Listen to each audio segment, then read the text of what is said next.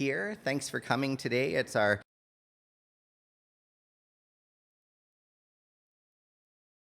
name is Mike Payne. I'm the Executive Director at Nine Circles Community Health Center, just up the street. I'm the Administrative Lead for the Manitoba HIV program, but today I'm really just the proud co-lead along with Laurie Ringaert, who is right over there. Laurie, raise your hand. For the Manitoba HIV program Collective Impact Network. And we're so excited to have all of you here. Because of my fancy title, I get the best job, which is really to thank you guys for coming. We're so excited that you're here. Looking forward to really a day of learning and sharing and working together and enjoying an opportunity to connect with people who care about what's happening in the world of HIV and really want to make a difference. It's rare we get a chance to get together like this, and so we want to celebrate that as well as make the most of the day in terms of creating our pathway forward. We have officially 105 registered participants, as I know folks are coming into the room, folks from all over the province and from across the country, a beautiful diversity of experiences that we can share today, and so I really encourage people to take the opportunity to do that. I also want to welcome the folks who are coming on through Livestream. Hi, Mom, and anyone else who may be in there. Please know for folks in the audience that the live stream is directed at the speakers, and it will be consistently directed at the speakers throughout the morning. So if you're in the audience and you're thinking, I don't really want to be live streamed, you're not being, so you don't need to worry about that. And the live stream is just for the morning. So when we work into smaller groups this afternoon, that won't be present either. So just so you're aware of that and not concerned. My second job, aside from welcoming you, is to kind of give you an orientation to the space and the day. So that's what I'm going to do for you today, and then we will go from there. So first and foremost, always important, washrooms. Go out this door, and to your left, you're going to find some gendered washrooms just around the corner. Those are the closest ones. There are more, but they're a bit of a walk, so you may choose to just stay in this area for now. If you need to find another washroom, you can follow the network signs. There's little posters along the way, and eventually you will find yourself another set of bathrooms. Myself and Laurie, and anyone else here who's helping out, we're wearing little either yellow or green cards. We've been debating that all day. Either one of those folks will either be able to answer any questions that you have, or they'll be able to direct you someone that can. So just look for the cards if you're needing help. Folks with lived experience who are expecting or were offered support in order to participate today, I'm your guy to talk to, and I'll be in this room all day, and for much of the day I'll be sitting in the back corner at the registration desk, so when you're ready you can just come by and see me and we'll get everything sorted out. The last little housewarming thing I'm going to do is just acknowledge that it's going to get warm in here probably. It's getting warm outside, and this is an old building, so it may get warm, but that's okay because the plan this afternoon is to be able to walk around and move around, so we'll get that sorted. We're good so far. All right, so why are we here? Because HIV remains a grumbling epidemic, as a quote from my colleague, Dr. Casper, that despite our best efforts, keeps a stubborn hold on our province and keeps us remaining as a province with the second highest incidence of HIV in this country. As importantly, many people who are living with HIV still face great barriers to health, to wellness, and to social inclusion, and there are really complex reasons why that's still happening. Complex reasons that individually are difficult to solve, but collectively we may be able to have a real impact on.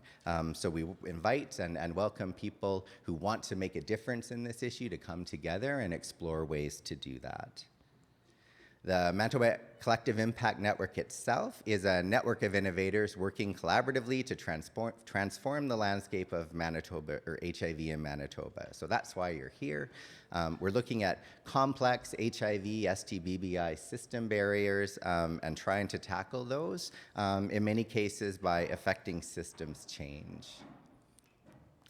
When we talk about systems change, this is what we're talking about. Shifting the conditions that are holding the problems in place, making a change in those. And when we talk about that, we wanted to give a shout out to Shauna Isley and some of her colleagues from the Manitoba Harm Reduction Network, who about a month ago had a conference that really was focusing on HIV and reconciliation and how those things relate, and that's an example of a group of folks trying to shake things up and make a shift. And so that's the kind of action and leadership that we want to continue to kind of move forward as we go along. So what will our day kind of look like today then as we shape that pathway to action? Folks probably know if you've been involved in the network before, but if you haven't, I'll let you know. We have some existing action groups. As we've evolved, action groups have formed as people have described the kinds of things that they want to tackle. Laurie's going to give you some more information this afternoon about where those action groups are and some of the things that they're working on to really take our ideas and our knowledge and turn that into action.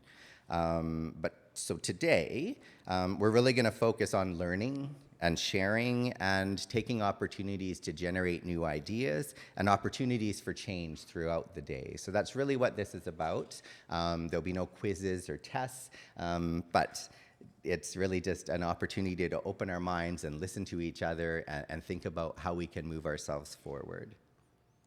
Our goal, to share knowledge about innovation, or innovative regional, national, and provincial approaches to address HIV issues and explore local solutions. We have some objectives which we've sent to you, but we want to build on innovative ideas from across the country, share information about local initiatives, the things that we're already doing that are having an impact or could have an impact. We want to foster a creation of new partnerships and always be looking for opportunities to work better together. So specifically, this is the day. In the morning, we're going to hear from folks who are going to contribute or who contribute research to help guide our collective efforts. Work that's both meaningful to the community and helping to answer questions or solve problems, and work in these cases that makes a concerted effort to meaningfully engage the people that they're supporting, particularly individuals who are living with HIV. In the lunch period, we're going to have an idea market. It's setting up over there. This is a space where people who want to contribute in a different way are able to contribute through posters and other kind of forms of information. Also, opportunities to share with you what people are learning, share their ideas or questions, and generate some ideas and excitement about how we can move forward together. You also have a passport in your little red package.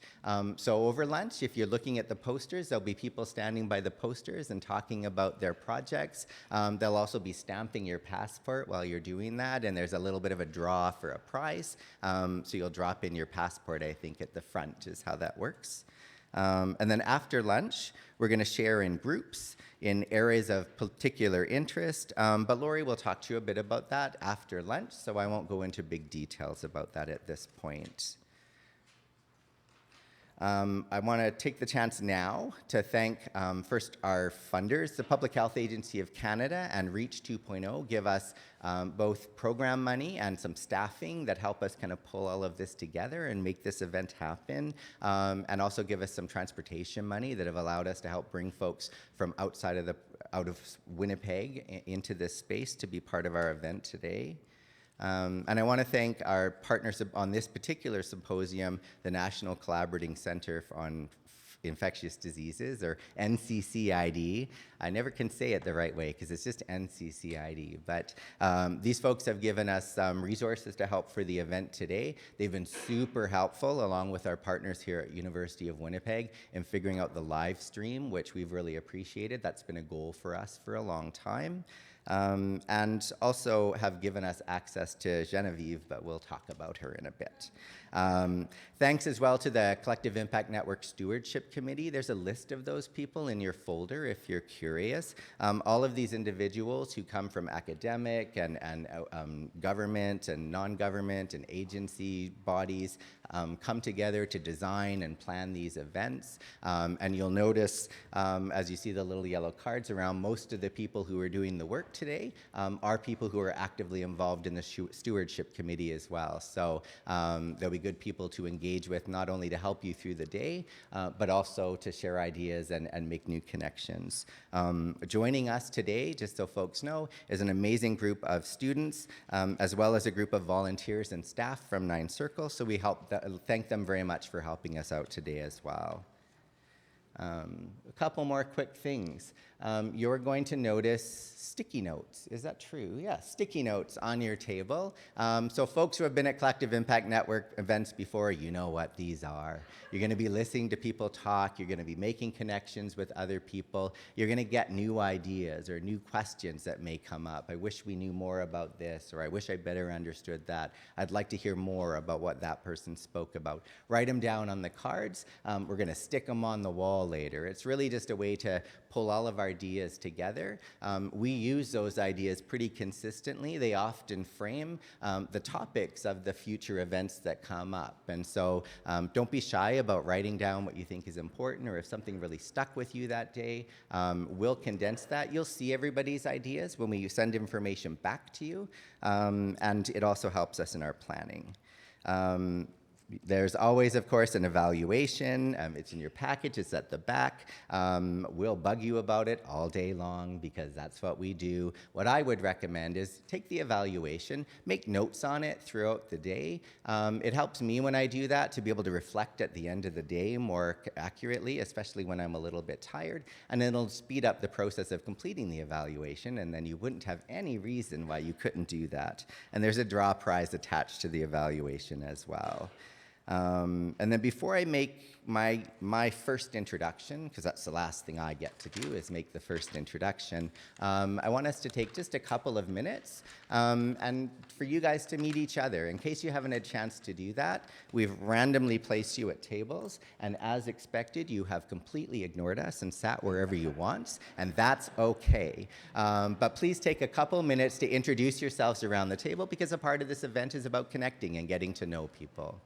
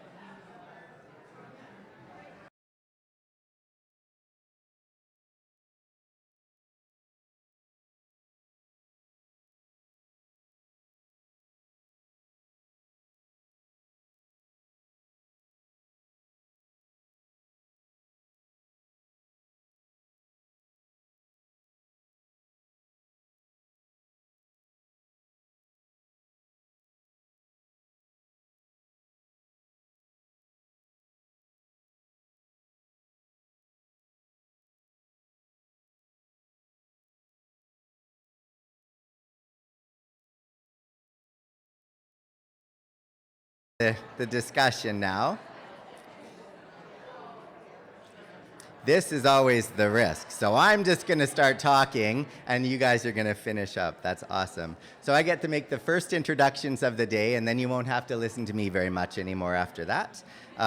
So I mentioned briefly that we have support for this event from our colleagues at NCCID, which we're greatly appreciative of. One of the other contributions we have, or gifts through the NCCID, is Geneviève, Boily-Larouche, and I knew I was going to mess that up, so I even practiced.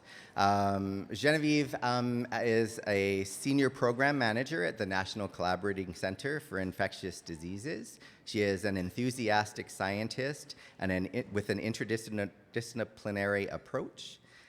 First trained in basic science through her doctoral and postdoctoral research on the mechanisms of HIV transmission in sub-Saharan Africa, Geneviève now works in knowledge translation with a goal of accelerating the use of research evidence to improve public health practices and policy in the area of STBBIs. Geneviève is also the newest member of our Collective Impact Network Stewardship Committee and has brought enormous, wonderful ideas and energy to the team, and so we're really grateful to have her, and I'm very happy to be able to introduce. Yeah, thank you very much, Mike. I do appreciate your very nice presentation and for the effort of my name, Geneviève Boily-Larouche. Okay, hi everyone, good morning. I would like first to begin by acknowledging that, I'm too short for that, we are in Treaty 1 territory. The land in which we gather today is the traditional territory of Anishinaabe, Cree, Oji-Cree, Dakota, and Dene people in the homeland of the Métis Nation. So I'm very happy to be here today on the behalf of the National Collaborating Center for Infectious Disease, or the NCCID. For those who don't know us, we are a national knowledge broker, which means that we have the mandate to help public health stakeholders in their journey to improve practice and policies in Canada. So in short, what it means is that we identify knowledge gaps and solutions, we spark ideas, we connect people that can help each other, and we also create bridges across sectors, jurisdictions, and disciplines. So all of this we do because we want to enable change and support evidence-based practice all across the country in Canada. So in that spirit, we were very pleased to partner with the Manitoba HIV Collective Impact Network to bring all of you today together so we can encourage innovative thinking around HIV response in this province, but also we can create an opportunity to bring all of our knowledge and experience to improve the life of those who are affected and live with HIV in this province. So by partnering for this event, NCCID is contributing to that bridge building for Manitoba because we help bringing great people from outside that province and connecting other people. And then that's part of like what we like to do and we're happy to do. So we really hope that today will inspire everyone to imagine the change that they want to see, but also provide the knowledge and the connection that would help make it happen. So without any further ado, I'm happy to introduce Elder Peetanacoot Nenakawekapo. So she is Anishinaabe of the Ojibwe Nation from the Wolf Clan. She is a two-spirit person and a trans woman from Skonan, Manitoba, residing in Winnipeg. She is fluent in Ojibwe, the second eldest of 10 children, and gets encouragement from her family for the works she does throughout Canada and beyond. An activist for over 30 years, Peetanacoot has worked to bring attention to gay indigenous rights, women's rights, and the right of people living with HIV. Peetanacoot has been living with HIV for over 27 years. She was inspired by her partner, Gordon, who passed away from HIV-related illness in 1999. Gordon encouraged Peetanacoot to be active in community-based education and prevention. She works as a cultural support worker at Ninth Circle, where she provides support and is supported by people living with HIV and their family and friends. She is a pipe carrier and a hand drum keeper. Humbly, she is recognized as an elder in the community. Peetanacoot also works as an Aboriginal traditional advisor and at the Aboriginal Health and Wellness Center. So welcome and come here and give us some words. Thank you.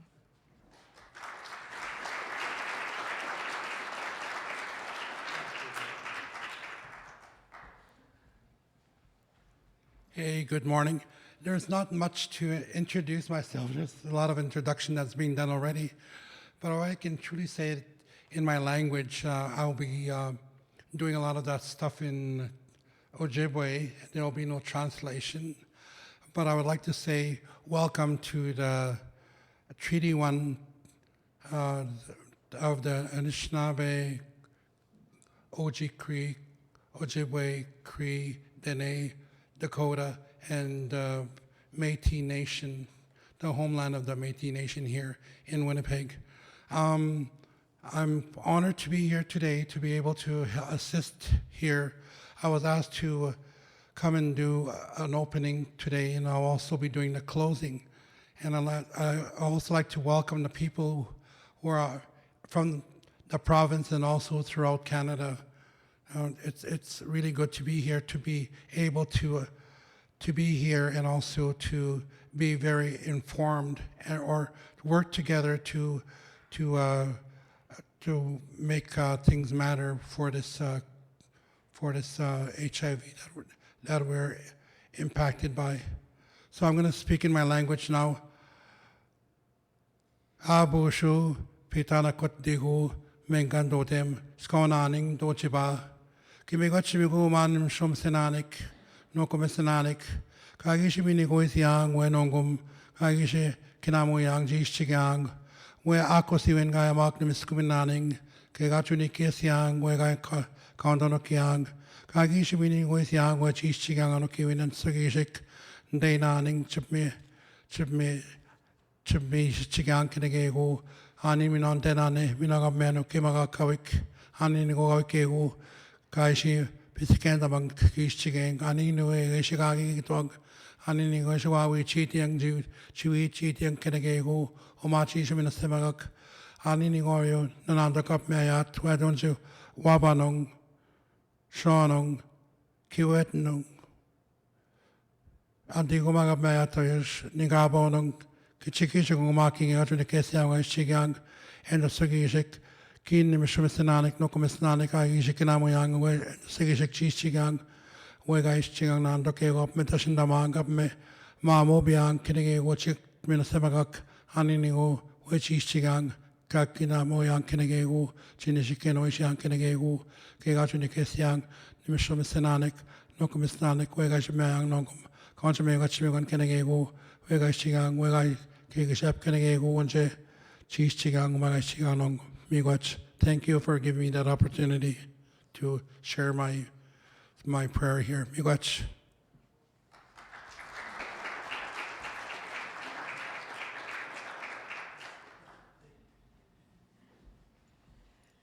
Thank you very much for your words. Now, I am pleased to introduce our Master of Ceremony for the day, Mr. Ken Bristrow. Ken has been living with HIV in Manitoba for more than 15 years. He has been an active member of the board of Nine Circle Community Health Center for the past decade. Ken enjoys traveling throughout Manitoba, working as a community educator in HIV prevention. In his previous role, he had been a board chair of the Manitoba PHA caucus and a board member for Katie. Ken is currently working as a research associate for the HIV Stigma and Discrimination Project in Manitoba. Ken, the floor is yours.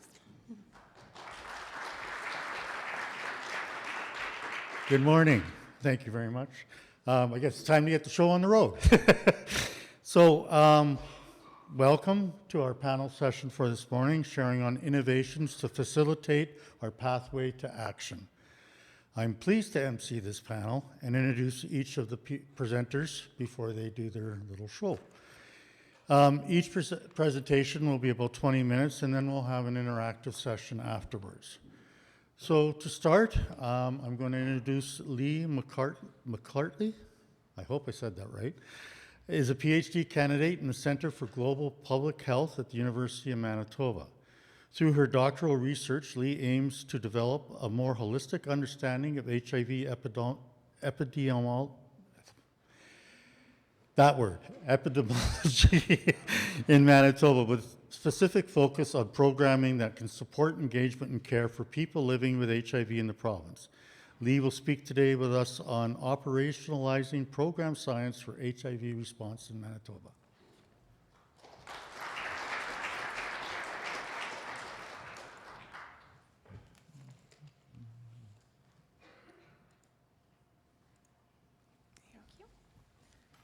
Thank you so much for the lovely introduction. And thanks to the organizers as well for having me here. I feel lucky and slightly out of my league, but that's okay.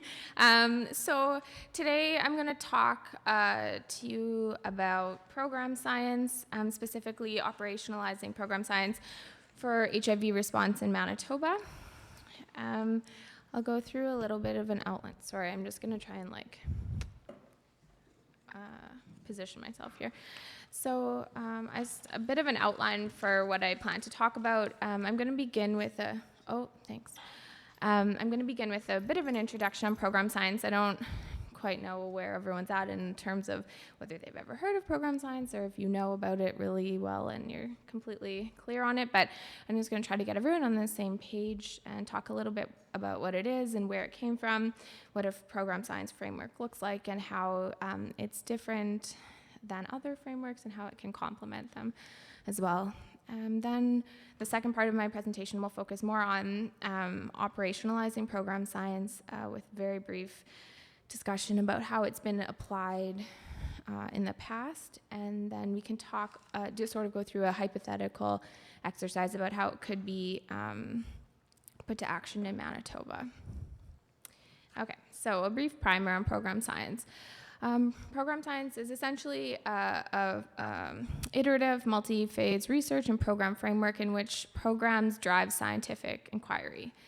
And so it's kind of introduced to the literature around 2011 by Jamie Blanchard and Sev Guillerol in a paper in Sexually Transmitted Infections. And in that paper, they define program science as the systematic application of theoretical and empirical scientific knowledge to improve the design, implementation, and evaluation of public health programs. It's a bit of a mouthful, but it's kind of the most comprehensive definition that's out there. Ultimately, program science does just aim to maximize population-level impact of programs by optimizing the choice of the right strategies or interventions for the right populations at the right time. I wanted to go through a sort of some and sometimes unexpectedly. A program would comprise of multiple components or interventions that are all tailored to a specific context. And public health programs place emphasis on optimizing population-level impact. So in terms of background, program science didn't come out of nowhere. There was a commentary published in 2010 by Parkhurst and colleagues talking about getting research into policy or practice versus getting research out of practice. So they termed these, or they sort of coined the terms GRIP and GROP, which are charming. I have the figure from the commentary here. I'm not going to go through it in detail, but maybe it will help to sort of follow along. But basically the GRIP track, which stands for Getting Research into Practice, requires that there's sort of a body of solid evidence in existence before any action can be taken to address a public health issue. So as probably a lot of us know, working in applied public health, that's not always possible when we're facing immediate health challenges. So we don't always have the right kind of evidence or strong enough evidence to be certain about anything in public health. So in those cases, Parkhurst and colleagues suggested that we turn to sort of the GROP track, which stands for Getting Research Out of Practice. And through the GROP track, we think about using sort of programmatic knowledge, so not empirical evidence, not evidence that's derived from rigorous scientific methodologies, but from programs, which is rooted in experience and basically tangible sort of knowledge. And we use that to inform intervention development. So in the absence of empirical evidence or evidence coming out of research, intervention should be developed based on a strong conceptual basis, which can absolutely come from programming, and should involve rigorous program evaluation protocols. So when program science tries to kind of bridge the gap between the GRIP and GROP tracks. And within a program science framework, scientists, program implementers, and policymakers can work collaboratively so that programs and practice can inform research, and in turn, research can inform programs and practice and policy. And another thing about program science, which isn't highlighted as much in the GRIP and GROP tracks, is that program science frameworks really try to center programs as both sort of a source of and a sink for new knowledge and innovation. So this is, I guess, a depiction of the theoretical frameworks and sort of illustration. Program science sort of is made up of 3 spheres of practice. The first being strategic planning, which centers on making informed decisions about identifying and setting program priorities and planning for resource allocation. So within strategic planning, we want to try to get a better understanding of local epidemiological context. So this would include understanding transmission dynamics. So, sorry, I should mention that when I'm talking about program science, I'm going to mostly be talking about HIV, but it's not the only context that program science could be used. To understand local epidemiological context, that means understanding transmission dynamics, understanding demographics of folks who are impacted by the epidemic, and also understanding the geography of an epidemic. So sometimes there's geographical areas that are more are disproportionately impacted by epidemics. The next sphere of practice would be program implementation. So in this realm, we sort of think about making informed decisions about where, what, how, and for whom interventions should be delivered. And we use knowledge of local epidemiology, which was developed hopefully in the previous sphere, and we use that to inform our decisions about which interventions we want to choose to include within a program. And this is a really important part where engagement with community and relevant stakeholders is critical, so that we know that the choices we're making for interventions are acceptable and appropriate for our local context. Finally, third sphere is program management, monitoring, and evaluation. So I think for a lot of us who work within programs, we know the importance of monitoring programs and evaluating them. Program science agrees with you. Within this framework, we really focus on sort of the iterative nature, or the necessarily making evaluation an iterative process, so doing it over and over, not just once in the course of a program. And I'll talk more about this later, so I'm gonna not focus on that. But there's, that's sort of an illustration that hopefully will stay in your mind through the rest of the presentation. And just to summarize, program science essentially uses programmatic and scientific evidence, monitors it to inform program planning and implementation to accommodate the evolving needs of a program and its primary users. Okay, so there's always questions around the difference between program science and implementation science and other sorts of frameworks that sound really similar to this. So I have a few examples of how they're different, but also I don't think we need to focus on pitting different frameworks against each other. It's not super helpful for anyone, but implementation science is typically talking about a single intervention and focuses on sort of scaling up an intervention in an effective way. So that's important within the program science framework as well, but program science is usually concerned with the totality of a program. It also includes sort of the monitoring and evaluation piece, which isn't always included within an implementation science framework. And it also emphasizes the importance of stakeholder involvement throughout all stages of program development and implementation. Another common question is, isn't program science just good program management? And yes, yes it is. But it also goes beyond that a little bit in that it seeks to develop new insights and knowledge from the operations of programs. And new knowledge can emerge in many different areas within a program, which I've listed, but I don't need to go through specifically, I don't think. So there I tried to cover some anticipated questions, but of course I can try and answer more if there are some later.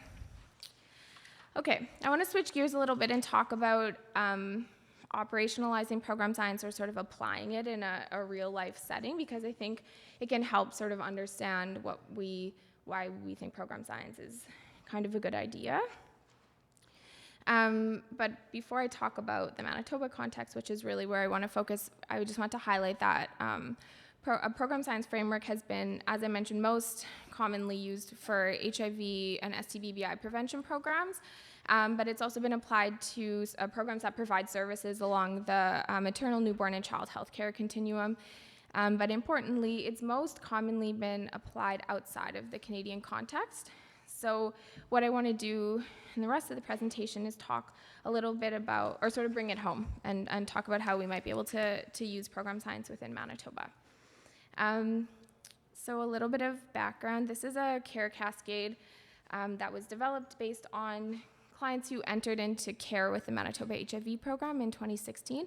So this is by no means a representation of the entire clinic population, or sorry, program population, but this is encompasses about 100 folks, and the numbers aren't actually important for my example, but what I wanted to highlight was that sort of opportunity gaps that we can identify through the care cascade framework. So we can see in the last 3 sort of steps of the care cascade that if we had really high expectations for ourselves and wanted to hit a 100% target for every cascade step, that we have some substantial room for improvement in the sort of retain to care, on treatment, and suppress viral load steps of the cascade. So I'm going to use this example as we move forward and look at a hypothetical exercise. Okay, so what my plan is here is to go through the sort of 3 spheres of program science that I introduced before and talk about how we can use the framework to develop a program in Manitoba. So the first step would be to identify program priorities. So as I highlighted earlier, or a second ago really, we saw that sort of in the realm of engagement to care, which encompasses the retained in care, on treatment, and suppressed viral load steps of the cascade, that there's some room for improvement. So let's say, for example, that would be a goal for the Manitoba HIV program to improve overall engagement in HIV care in Manitoba. So once we identify that priority, we can start to understand local context. And as I mentioned before, that would include understanding characteristics of the local epidemic in terms of who it's impacting and the needs that are not maybe being met among people accessing care, or, for instance, people who are not accessing care. So I think it's important to think about when we look at a cascade like this is aggregate data, so this is everyone who entered into care in 2016, but of course within that group of folks there's a lot of variation.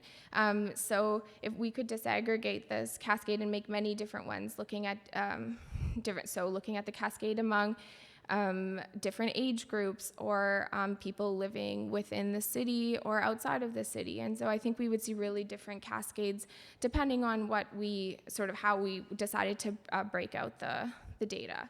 And so that would be one way, that's one way that program science can help us look at complexities within an epidemic and look at heterogeneity or variations within different indicators of interest.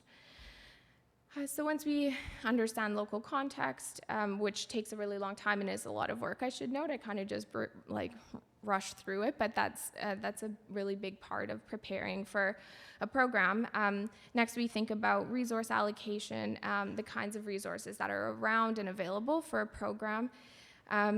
And this is an important part where we want to think about partnerships. So the Manitoba HIV program is one program among many incredible organizations in the province. So coming together always makes the most sense, of course. So we think about partnerships and funding, and then we want to always keep in mind how we can allocate resources to maximize population level impact. Next, we want to identify potential interventions to address the specific gaps in the care cascade that we saw. So again, we make these decisions based on the local context, and we have to consider which interventions will work nicely together. And we can't always know that up front, and we sometimes realize that maybe separate interventions don't work well together once we go through the monitoring and evaluation process. And we also want to develop context-specific service delivery strategies for each component intervention. And this is, again, a really important place where engagement with stakeholders and community members and other service organizations is really important to have discussions and consultations along this point.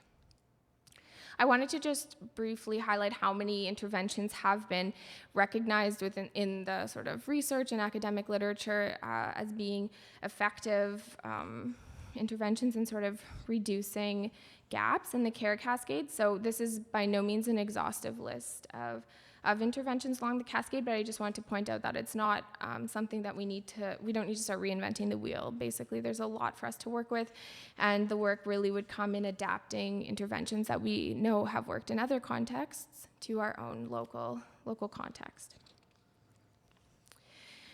Finally, the last sphere of program science is the management, monitoring, and evaluation sphere.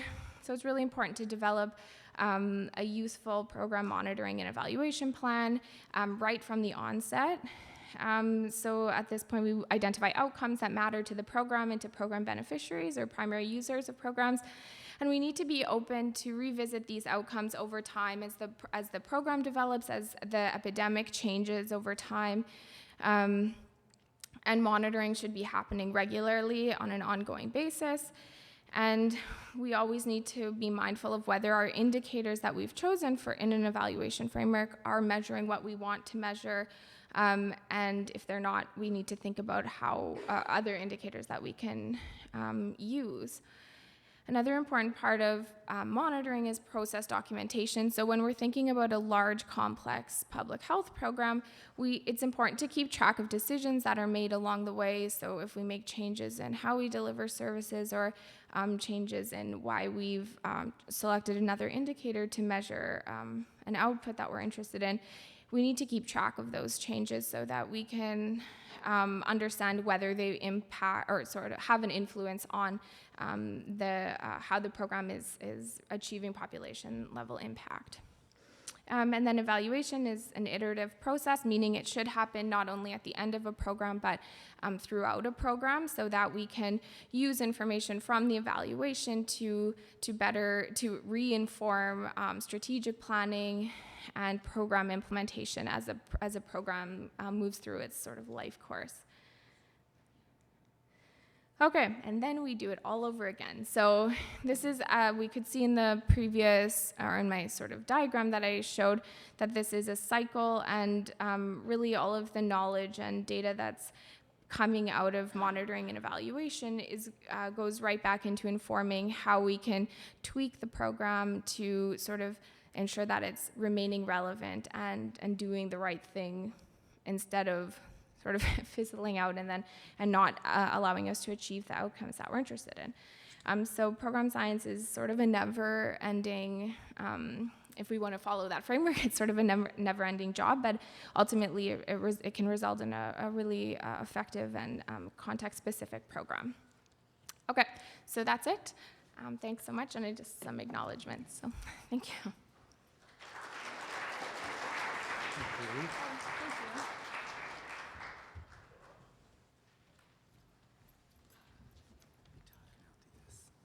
Okay, thank you very much, Leigh. Now I'm very pleased to introduce our invited presenter, Dr. Alexandra King, who just moved to the big metropolis of Saskatoon, I understand, from BC, and has found time to attend our event today. Alexandra is from Nipissing First Nation in Ontario. She's the inaugural Cameco Chair in the Indigenous Health and Wellness, an innovative position concerned with underlying health determinants, intersectionally and manifestations. Boy, that's a lot of big words.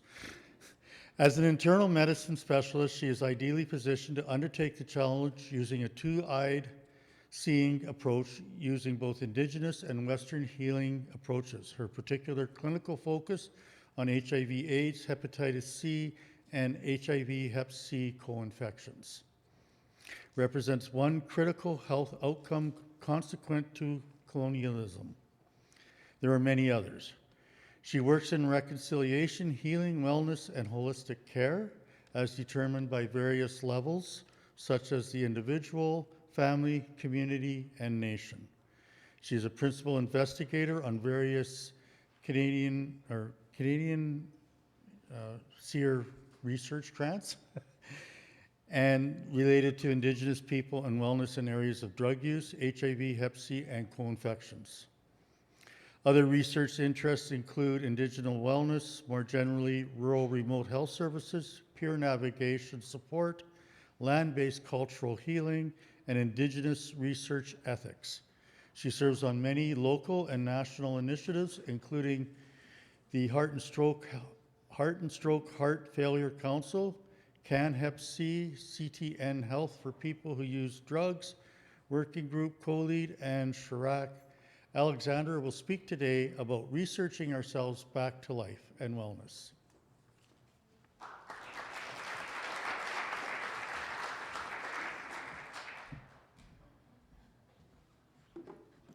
Good morning, everybody. I just want to say what a pleasure it is to be here. And like Leigh, I think I'm a little bit too short for this mic. So I wanted to talk about researching ourselves back to life and wellness. And this is actually coming from a quote from Marlene Brandt Castellano. And she was talking about back in 2004, if we have been researched to death, and a lot of Indigenous people will know the history of bad research that has been done. And so Marlene was saying that maybe it's time we start researching ourselves back to life. And so I really use this as one of my inspirations in terms of what I do and how I go about doing it. I would like to acknowledge that I'm on Treaty 1 territory. I'm a guest here, and it is with great gratitude and respect. And I also want to take and point out that I'm a guest now on Treaty 6 territory in Saskatoon, and that one really appreciates how lovely and small a community Saskatchewan is. Manitoba would be similar. And both my husband and I have been really quite welcome there, and we're quite grateful for that. The tragedy last week, I think, really helped hit home how small these communities really are, and it's something that we're all dealing with now there. In terms of disclosures, I have received speaker fees and grants from a variety of pharmaceutical companies. I have to say I did this prior to getting the chair, and this was one way that our group used to fund our research. So what I found was, particularly when I was starting our research projects, there wasn't a lot of money for elders, people with lived experience, and so on. And so this was one way that we were able to take and fund that aspect of our research. So I'm finding in this day and age, as we're seeing the public health pot shrinking, we're having to come up with some very new and innovative partnerships. As Indigenous people, we often take and introduce ourselves, who we are and where we're from. And I want to say how lovely it was to hear Ojibwe this morning. This is my maternal grandparents, Desmond, who is Algonquin from Temiskaming First Nation. He also spent a lot of his life in Mattawa. And then Mary, who is Ojibwe from Nipissing and also Mohawk from Oka. And the baby that is being held there is actually my mom. This was something that was written by the Jesuits at the time of contact with the Nipissing. They had been very impressed with my ancestors and said that the Nipissing, you know, if he weren't a free man and independent man, then there was no absolute freedom or independence on earth. So these are the footsteps in which I follow. I want to start with a little bit of history, and this slide is actually courtesy of Dr. Brenda Elias, who is a professor here in Manitoba and is a really great ally in research. And one of the things that I think we sort of have to point out again and again is that Canada was not conquered. we are a negotiated country, and that has always been the way. And so we start all the way back in the 1700s with very small treaties between the Europeans and typically the West Coast people. And subsequent to that, then the British Crown negotiated various treaties, then the Canadian government did. And one of the things that Brenda was doing here across the bottom is putting the different flags that have existed on these lands, since the time of contact. And so I think it's really important to be thinking about treaties and what treaties mean, and that, in fact, we are all treaty people. We all have treaty responsibilities. The Indian Act of 1876 has really taken and affected the lives of Indigenous people. It defines who we are and allows there to be the stratification, if you will, amongst Indigenous people. So we have things like status and non-status. We have First Nations and Métis. And the government was very successful in fracturing us and negotiating with us individually. And they took and created the Indian Act as a way of governing us and our lands. And through the Indian Act, then they enacted various policies such as gender discrimination, the residential schools, ban on religious ceremonies, and restrictions on higher education. And a lot of non-Indigenous people, I think, do not appreciate the impact that the Indian Act had on our lives. So as an example, until fairly recently, we were not allowed to go to university. So the highest education that we could get was actually normal school. And that meant then that we could become teachers or nurses, but that was about it. My husband, Malcolm King, is actually one of the first Indigenous PhDs in Canada. And that to me is really shocking that somebody walking in our midst in our lifetime has that honor. So. Thomas King, who is no relation either to my husband or myself, but has really written some interesting books. One of my favorites is The Inconvenient Indian. And in it he says that instead of trying to kill the Indian to save the child, North America might have gone into partnership with various nations, and together they could have come up with an education plan that would have complemented Native cultures and perhaps even enriched white culture at the same time. Instead, North America decided that Native education had to be narrowly focused on white values, decided that Native values, ceremonies, and languages were inferior and had no place or value in contemporary curriculum. That was the first abuse of the residential school system, and that is something from which we are still recovering. In 1996, the Royal Commission on Aboriginal People tabled its report called the third volume called Gathering Strength. And in it, they were talking about social conditions. They say that they had improved over the past 50 years leading up to 1996, but they do not come close to that of non-Aboriginal people. Life expectancy is lower. Illness is more common. Human problems from family violence to alcohol abuse are more common too. Fewer children graduate from high school. Fewer have gone on to colleges and universities. The homes of Aboriginal people are often more flimsy, leaky, and overcrowded. Water and sanitation systems in Aboriginal communities are often inadequate. Fewer Aboriginal people have jobs, spend more time in jails and prisons. And part of what they said in this report is that we do not want pity or handouts. We want recognition that these problems are largely the result of the loss of lands and resources, destructions of our economies and social institutions, and denial of our nationhood. We seek a range of remedies for these injustices, but most of all, we seek control of our lives. I thought this was really interesting because RCAP celebrated its 20th anniversary in November 2016. And when you think about things, there really hasn't been a lot that has changed in those 20 years. Almost all of the problems that they're highlighting here still exist, and in fact may have even gotten worse.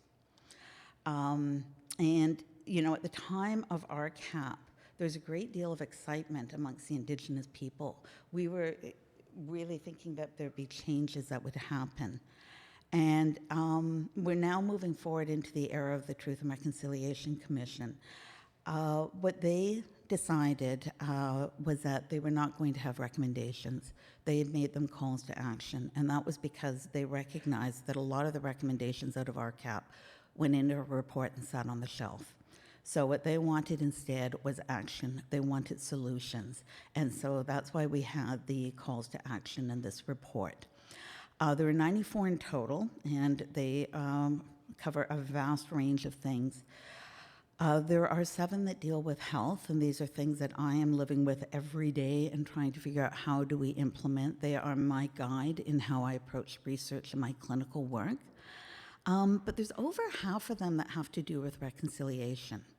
And that is because to the commissioners, to the people who are part of the commission, they recognize the strong, strong need for reconciliation, and that was our only way forward. And when I'm looking at this, I'm thinking about the reconciliation that is needed between Indigenous and non-Indigenous people. I'll go out to various TRC events, and often it's only Indigenous people in the room, and we can't get there by ourselves.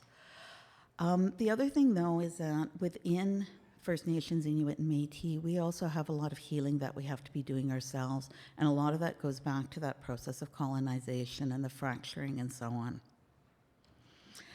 So I mentioned about the health aspects of the TRC. Call to action number 18, acknowledge that the current state of Aboriginal health is a direct result of Canadian government policies, including residential schools. So that's going right back to what RCAP was saying, and many other people have said before that. And so when I'm thinking about HIV or hepatitis C or drug use, these to me are in fact just end manifestations of colonization. And I think that if we approach it from that perspective, it then comes up with different kinds of solutions. Calls to action number 19, the setting measurable goals or targets and work collaboratively to achieve them with clear reporting. I am constantly watching the data that is coming out, be it HIV, be it Hep C, and so on.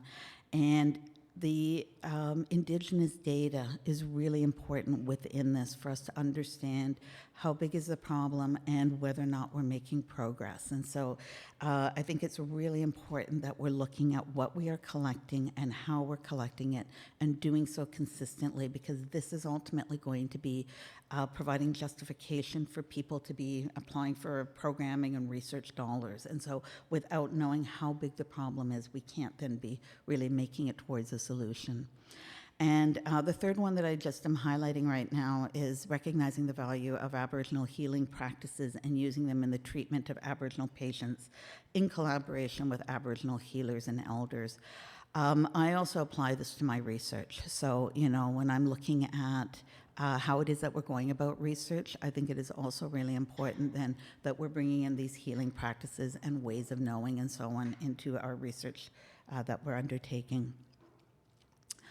Complex lived realities of Indigenous peoples. So this is a map of Canada with the 2016 data.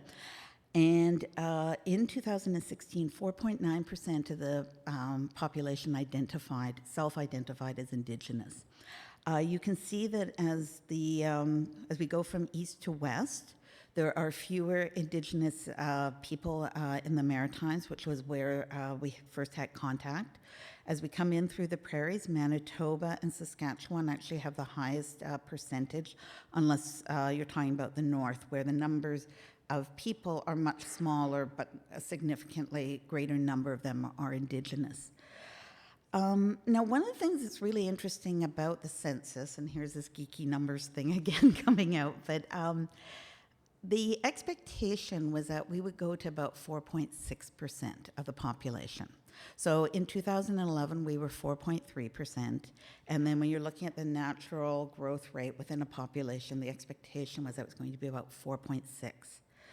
We came to 4.9, and you would think 0.3% isn't significant, but it actually is.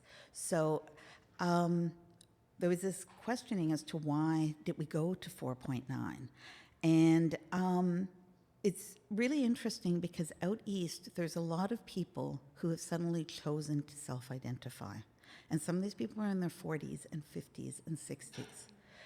And so what that is almost, I think, talking about is the change in the overall climate here in Canada, that perhaps now it is more acceptable for us to be Indigenous, for us to say, I'm Métis or I am First Nation, and maybe do it for the first time in our life when we're in our 40s or 50s or 60s. The other thing, though, that I found interesting is that the growth rate here in the prairies, so Manitoba, sorry, I'm calling Manitoba prairies, which I guess really isn't technically correct, but Manitoba, Saskatchewan, and Alberta, we really didn't see significant jumps in the number of people self-reporting as Indigenous. I'm more familiar right now with the current context within Saskatchewan, but when we have things like the Boushie trial and so on, I don't think it's all that surprising that we're not seeing this sudden flourishing and reawakening of people wanting to identify as Indigenous. So I think we have a lot of work that we have to do here. The other thing that, oh, I guess we have, whoops, there we go. The other thing that I wanted to talk about quickly, because I was looking at the census data for northern Manitoba, as well as I'm familiar with that of northern Saskatchewan. In your far north, your percentage of Indigenous people go way up. It's greater than 75, greater than 80%, and I see she's nodding, so. And we have the same thing in Saskatchewan. These are numbers that are approaching what you see in the territories, in particular Nunavut. And so it's really important to be thinking about then the significant differences in what that would mean to that area and programming and services and so on up in the far north. The other thing is that in Winnipeg, Regina, and Saskatoon, we have very strong urban Indigenous populations, and they have very unique needs. And so, again, just thinking about the particular context in which we're working, and I think it's really then will help us to refocus our energies and how we're approaching things. Back in 2009, Malcolm King and I, as well as Michael Gracie, who is a non-Indigenous Australian pediatric gastroenterologist, wrote this paper in The Lancet. Now, what was interesting is that Malcolm, at that point in time, we weren't yet married, he was telling me that he was writing this paper with Michael, and it was for The Lancet, and it was supposed to be a global exploration of Indigenous health. They ended up really focusing on what we call the Kansas nations, so Canada, Australia, New Zealand, and the US. And it really was a deficit approach. So they were talking about, you know, how Indigenous people have higher rates of diabetes, higher rates of suicide, higher rates of, you know, all of this badness. And Malcolm and I were talking about how we thought that wasn't the article that needed to be written. That instead for us, rather than focusing on all these deficits and all this badness, what we really needed to be doing is looking at what were the underlying causes. He went back to The Lancet and said that he thought we needed to expand the article a little bit to include this analysis of the underlying causes. And the Lancet originally said no. They said that the article was already too long and they couldn't see expanding it. But they came back and they said that actually they reconsidered and they thought that the argument that we made was so valid, they wanted to do a second article. And so that was why it was part 2. What's really interesting is that when we're reading different publications and so on, the number of people who will attribute what's in part 2 to part 1, not realizing that there were 2 articles. But in any case, so this was what came out back in 2009, and that was just when I was finishing medical school. And some of the critical messages within this article were about self-determination, again, going back to RCAP, going back to TRC. And we're talking about self-determination at the individual, the family, the community, and nation levels. Connections with the land, culture, and language. And this was lost through colonization, residential schools, and the foster care system. And saying lost almost makes it sound accidental, but in fact, these were deliberate policies with this as intended outcome. And what we're seeing is that it's being regained through resilient action as well as reconciliation, and the incredible wisdom of our ancestors who managed to keep this alive, sometimes putting it to sleep, but kept so much alive for future generations. And the last thing that this article was talking about, though, was indigeneity as a health determinant. And this is by and large arising from the work of Professor Sir Mason Drury, who is a Maori psychiatrist. We got to spend some time with him in February this year, and this gentleman is approaching 80, and he is just so brilliant. In Aotearoa, or New Zealand, they call him Machua, meaning grandfather. So he was talking about identity, and that being Indigenous should not be a health risk. That, in fact, he saw this as being something very positive. These are the oldest cultures in the world. They're strong, they're vibrant, they're adaptable. And that, if we were to take and ground ourselves in our culture, our language, our tradition, self-determination, and so on, he saw this as our way forward. And it was based on the work of Sir Mason that I think really made me realize when I was in medical school, they would have things like diabetes and risk factors. It would say being Indigenous. Being Indigenous is not the risk factor for diabetes. It was being Indigenous that made us a target of colonization, which in fact is a risk factor. And if you look back, as an example, in diabetes, in work that was done in TB at the turn of the century, this would have been the 19th century, they were drawing blood samples for people looking at TB. And at that point in time, there was one case of diabetes that was seen in the Indigenous population. So I think that was about 1920, 1930. So you think about how bad diabetes has become. That is not part of our history. That is now part of our current reality, right?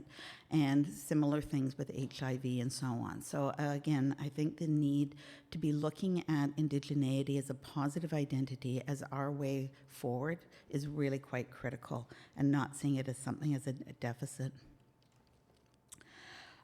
Again, and this is similar to what I was showing in the RCAP report about Indigenous health inequities. And, there's this list here that I'm sure almost all of us are familiar with. I was speaking with an American scholar, and one of the things that she asked her class to do is to think about living life with one of these problems, let's say water quality issue. I don't know if any of you have ever lived in a boil water advisory, or having to truck in, bottles of water and so on. But it can make life really challenging. But if you think about Indigenous people, a lot of them are actually dealing with multiple of these issues at the same time. And so poor housing, as well as the lack of good water, as well as unemployment and so on. And that makes life really, really challenging. The other aspect, though, that I find is that we are all, again, continuing to focus on the deficits.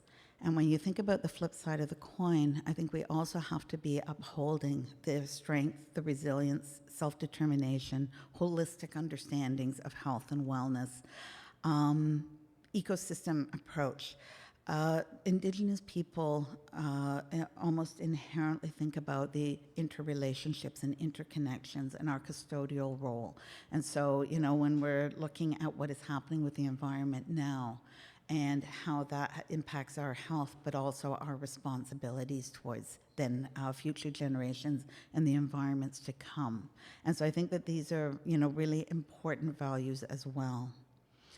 And so one of the things that I talk a lot about and focus a lot on is intersectionality.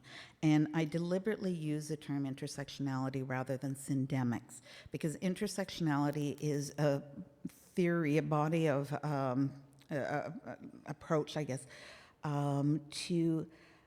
that connects these various things together. Whereas when you're looking at syndemics, that's focused on infectious diseases and things that happen together. And so therefore they're looking at HIV and Hep C, but they're looking at this from an infectious disease perspective. So, with Hep C, we now have this fabulous cure. Great, we can get rid of it. With HIV, we've got these wonderful ARVs, which we can take and then suppress the virus, right? So that's the focus and that's the intended outcome. As opposed to if you're looking at intersectionality, then we might be looking at unemployment or education, and that's where we're going to be focusing. And these tend to be way upstream things, the interventions, which therefore will allow not only HIV or Hep C or drug use, but maybe also diabetes and some of these other things to be impacted, right? And so I like the intersectionality as a framework. And so I start with something like indigeneity, and you can add in gender. And amongst many First Nations, Inuit, Métis people, but also other Indigenous cultures throughout the world, gender is a more nuanced and complex understanding than a dichotomy that has tended to come out of the European approach.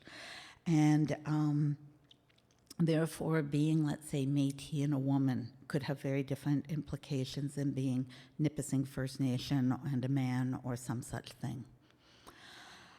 Poverty, residential school experience, and I would say that this is within the family and within the community. For a lot of Indigenous communities, we have children at the center, and then you'll see that the family surrounds that child. When we take the child out of the center, it has left a huge hole in that community.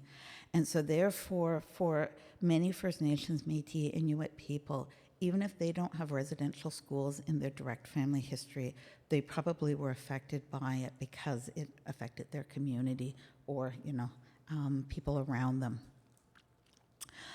The other thing, is that the intergenerational effects of residential school are massive, and I think, we're starting to understand that. And then you look at the 60 scoop, and you look right now at the number of children in care. There are more children in care now than there ever were in residential schools. So you think about the impact of that on future generations, and we've got a lot of work that we have to be doing. Trauma, and again, when I'm thinking about trauma, I'm looking at this from an Indigenous perspective. And so a lot of times when I'm talking with my patients, and these in particular might be people who are living, let's say, downtown East Side or something, I'm overwhelmed by the amount of trauma that they'll describe in their life. And we're talking about, chronic, it is recurrent, it is repeated, it can be intimate, it could be stranger. But from an Indigenous perspective, we're also talking about trauma as an intergenerational thing. We're talking about trauma on the land and the environment and so on. And so I think that when you're thinking about trauma, you need to be looking at it from a very holistic perspective. Addiction, and so on. And so, when we're talking about intersectionality, you're thinking about how these things weave together. And there aren't going to be silver bullets for solutions, right? These are complex problems, and you can't just go in and fix one petal or one area. Instead, you're needing to be looking at how do we deal with these things in their entirety. The other thing that I find is that a lot of people, even when they're thinking about all of these different problems and how they intersect and so on for a given person, they often think about this almost like it's a daisy, so it's a nice flat flower where everything is just sort of added together. But the reality is that there are these interactions between these different things. And so instead, I think you have to be thinking more like a dahlia or, one of these big and poofy flowers, because these things are very complicated. There are levels and layers and so on. And as you start working through them, you begin to appreciate how interdependent the different things are. I was asked to talk quickly about research approaches, and I was really glad that Leigh mentioned program science. I actually have that as one of the things I'm going to be talking about this afternoon as I expand upon things. But I did want to take and talk about two-eyed seeing, and this is a concept that was put forward by Albert Marshall, who's Mi'kmaq, and he talks about seeing with the strengths of Indigenous ways of knowing through one eye, the strengths of Western ways of knowing through another, and then the importance of using both those eyes together. So in terms of HIV research, I like to think about this as, let's say, these ARVs. So we have these fabulous new medications that have come out. They are really powerful. They still, some of them still have some side effects, but mostly they're very well tolerated, right? And it means that if you start on these medications and take them regularly, that you will have near normal life expectancy. You can live healthily and well with HIV. That's very different from where we came from, right? But for most people who have HIV, they will tell you that the healing that they need is much more than what they're getting in those little pills, right? And so that's where the Indigenous ways of knowing then come in. And so, it's not just like this pan-Aboriginal concept. I'm Nipissing, I have Ojibwe, Mohawk, and Algonquin. That's where I'm going to be turning to really begin to understand my Indigenous ways of knowing, right? And but it is that sort of approach to holistic healing and health and well-being that for me then I would see as blending with the Western medication and would allow me then to be achieving health and wellness, right? And so I think the two-eyed seeing approach is really important from a clinical perspective. I think from a research perspective, it is also critically important. So we, as part of our research team, have elders, and these are not elders who will open and close or advise or, periodically. They're in the trenches with us. They're actually undertaking the research with us. They're helping us to figure out what are the areas of research, what are the questions that are important, and so on. We also have people with lived experience. So that, again, is another eye, if you will, who are bringing in their wisdom and, again, helping us to prioritize, helping us to determine what the questions are, how we're going to be undertaking the research, how we're analyzing it, and so on. So, it's bringing in the academic eye and then other eyes as well. And so I think that if you're seeing things from a two-eyed seeing approach, you can get a lot of strength. The other concept that I want to talk about is that has been put forward by Willie Ermine, who is a really brilliant scholar, philosopher, and he's also a lodge keeper in Saskatchewan. And he talks about ethical space. And so he's talking about when you're bringing two different worldviews together, and in this case, we're looking at Western and Indigenous worldviews, but it could instead be, let's say, chemistry and physics, like two different worldviews together. You need to be creating this space where we can come together and talk to each other. We have to develop a vocabulary that we can then be able to relate to each other. And as Indigenous people, when we're creating these spaces, we actually see this as something sacred. It is building a relationship that then will allow us to be working together. The other part of ethical space that I think is really relevant for Indigenous people is that we have to level the playing field. And so the current reality is that we privilege Western ways of knowing. So in fact, it is above Indigenous ways of knowing. And you'll see this in, how I'm Dr. King and, people have their PhDs or doctors or professors and so on. I mean, our elders do not have that sort of recognition, and we're not uplifting their ways of knowing and so on. And so when we're coming together, I think it is really critical that we're thinking about how is it that we uplift, how do we privilege Indigenous ways of knowing so that they're coming in on equal footing, and then we can really be considering the impact of each and the strengths of each in a good way and create that ethical space. So sorry, I know that I'm almost through my time, so I just wanted to talk, I believe this is my last slide, about approaches to research and how we're looking at things. And I'm going to go into more detail on this afternoon. But what one often will see in different graphs and so on is that you start with something like residential schools or whatever, and then you'll see sort of different things that happen, and then you end up with badness at the end. And, I'm thinking about the work of, let's say, Yin Paradies, who's an Australian Indigenous scholar, and he starts with racism and ends up with a variety of end manifestations. And so, we start with colonization, and it can be things like the Indian Act, residential schools, whatever.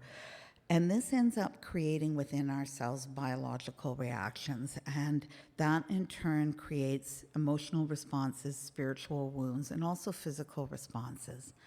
And you know, you end up into this area where you're doing negative coping, trying to deal with what all has happened, and that could include drug use, alcohol, other ways of escaping, but also different pathologies, early stage pathologies, such as, let's say, metabolic syndrome. And eventually then you end up at the far end, which is things like addictions and suicide or HIV or diabetes and so on. And so these are sort of these end manifestations of colonization, which is what the TRC is was talking about. But if you look along the upper part, that to me is where the solutions are, and that's where people are either pulling themselves out of these cycles or where we could help to intervene and create interventions. And so some of these will be involving, let's say, pharmaceuticals or Western counseling, but a lot of them will also involve things like land-based healing, culture-based healing. And when we're out here, we really are looking almost at recovery interventions.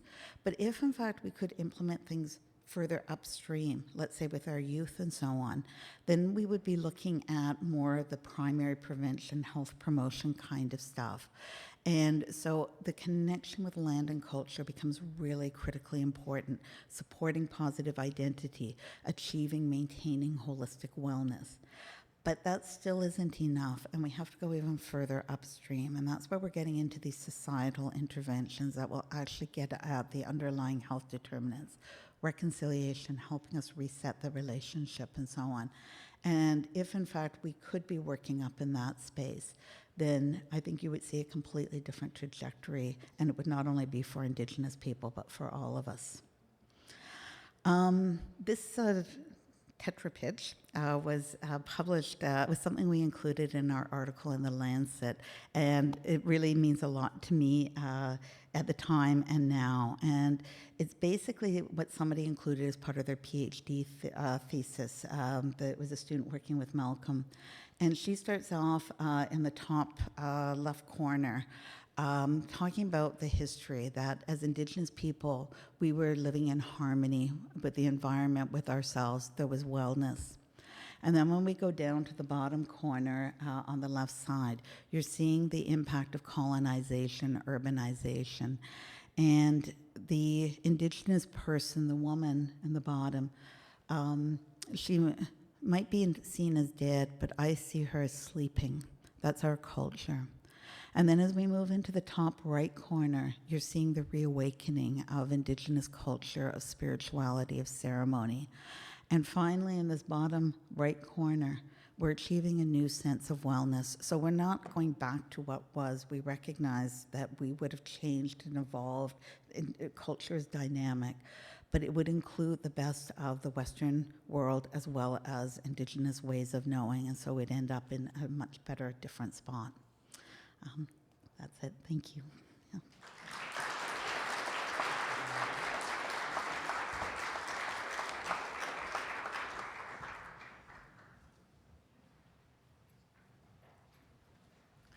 Thank you very much.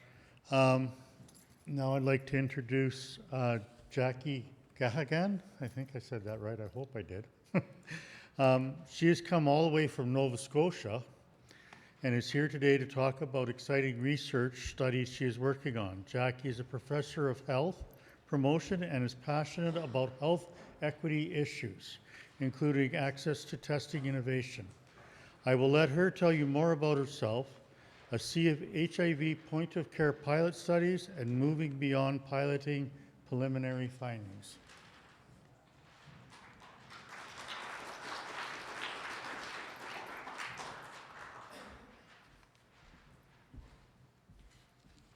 Bonjour tout le monde. How's everybody doing? Good? Do you need to get up and stretch or something? Get up and walk around your table or something? Okay, I'll take that as a no, but please do feel free to get up and move around as you see fit. As you mentioned, I am Jackie Gahagan. I'm a professor of health promotion from Dalhousie University in lovely Halifax, Nova Scotia. It's my pleasure to be here, but before I get started, I'd like to just thank Dr. King for an incredible presentation. I haven't had the benefit of hearing you speak other than at the CAR conference, so that was really lovely to hear your thoughts, so thank you very much for that. I would like to acknowledge that we are gathered on Treaty 1 territory, the traditional territory of the Anishinaabe peoples, and the homeland of the Métis Nation. We are all treaty people. I would also like to acknowledge our funder, the Canadian Institutes of Health Research, and our national partners for this grant support, and the important implications this has, I would argue, for health equity. And from my perspective, the issue of access to testing is a health equity issue, and it's of national concern. This is particularly concerning in areas in more rural and remote parts of the country. We're a huge pile of geography. We are complex, getting from one end of the country to the other. Getting here yesterday from Halifax seems like it would be a straightforward thing, but no. It is never that straightforward with Air Canada, for example. So my flight leaving Halifax was delayed, which meant my connecting flight in Toronto, I wouldn't get here until like sometime this morning. So I had to get rerouted through Ottawa. So again, just speaking to geography and the importance of remembering coast to coast, it's not that straightforward to get access to things, basic health services, including things such as testing. So that's sort of the impetus for this project that I'm going to walk you through. Just some of the preliminary findings. We're not done yet. We still have lots of work to do this summer. Thank you to Laurie and Mike, and thank you to Geneviève from NCCID. Thank you very much for the invitation. I'm really honored to be here, so thank you to both of you, Laurie and Mike. This is an important event. I think it's got lots of potential in terms of sharing lessons learned and how we can actually learn from each other. And so I have a little bit of a challenge for those of you in the room. Francisco Ibanez Carrasco, my colleague over there, is going to come up in a moment or two and talk a little bit about the importance of knowledge translation and exchange. So this afternoon, Francisco and I will be co-hosting a couple of focus groups, and those focus groups are actually meant to get your thoughts on how we can mobilize HIV point-of-care testing across Canada differently, maybe in a better way. And so your thoughts and your experiences in terms of how you have seen HIV point-of-care testing happen in your region or not would be good to hear from you. So each of those focus groups can take up to a maximum of 10 people, and Francisco is doing this on a first-come, first-served basis. So if you do want to come to either of those focus groups this afternoon, please let Francisco and I know. There is a consent process that we need to go through in order to invite you to that discussion. The focus groups will be anonymized, which is to say if you mention the name of a person, thing, place, or something identifiable, that information will be removed, because what we're really looking at is how we can sort of mobilize for change around HIV point-of-care testing in Canada. Okay, so just a little bit of backgrounder. People here are familiar with REACH 2.0? Mitts in the air if you know. Okay, so there's a number of you who know REACH 2.0. Francisco Ibanez Carrasco is the long-standing brain trust behind that, particularly the Universities Without Walls. Anybody here part of Universities Without Walls? Yep, so we've got at least one. Awesome. So the moving beyond piloting, they're everywhere though, Francisco, aren't they? Your students. Moving beyond piloting is part of a larger program of research that's connected with the CIHR Center for REACH, REACH 2.0 as we affectionately refer to it. REACH 2.0, for those who don't know, is a national partnership among people living with HIV, community-based organizations, frontline service providers, health research folks from across the country, including 25 academic institutions, federal, provincial, and regional policymakers. The mission of REACH 2.0 is to undertake and foster interdisciplinary research and teaching to understand the factors driving HIV, and I would argue other STBBIs, and find innovative solutions to move research evidence into action. And I really like the presentation on what's the difference between implementation science and program science, which is a question that my students ask all the time. And I mean this in a nice way, but they liken it to program evaluation on speed or something. So it's kind of taking program evaluation, that sort of cycle of what's the issue, how do you address it, how do you take the lessons learned and cycle it back in. So I'd like to have a chat with you over lunch, but no pressure on that. Okay, so why does HIV point-of-care testing matter? And I know most of you in this room will know this already, but just so we have a shared sort of baseline understanding of where we're going with this presentation, depending on who you ask, there are up to a quarter of Canadians who are HIV positive and unaware of their status. status. We know that HIV point-of-care testing can allow for testing outside clinical settings. So again, to my earlier point about more rural and remote areas or individuals who may not have a family physician, I think thinking about testing innovation like POCT makes sense. We also know that HIV POCT has been well utilized nationally and internationally to help address the United Nations 90-90-90, and everybody in this room, I'm assuming, is familiar with that. People need to get tested in order to know their status, in order to get them into treatment, care, et cetera, and virally suppress. So it's a really important first part of that UNAIDS targets. POCT can also help reduce barriers to more traditional testing, and again, particularly in less well-resourced areas.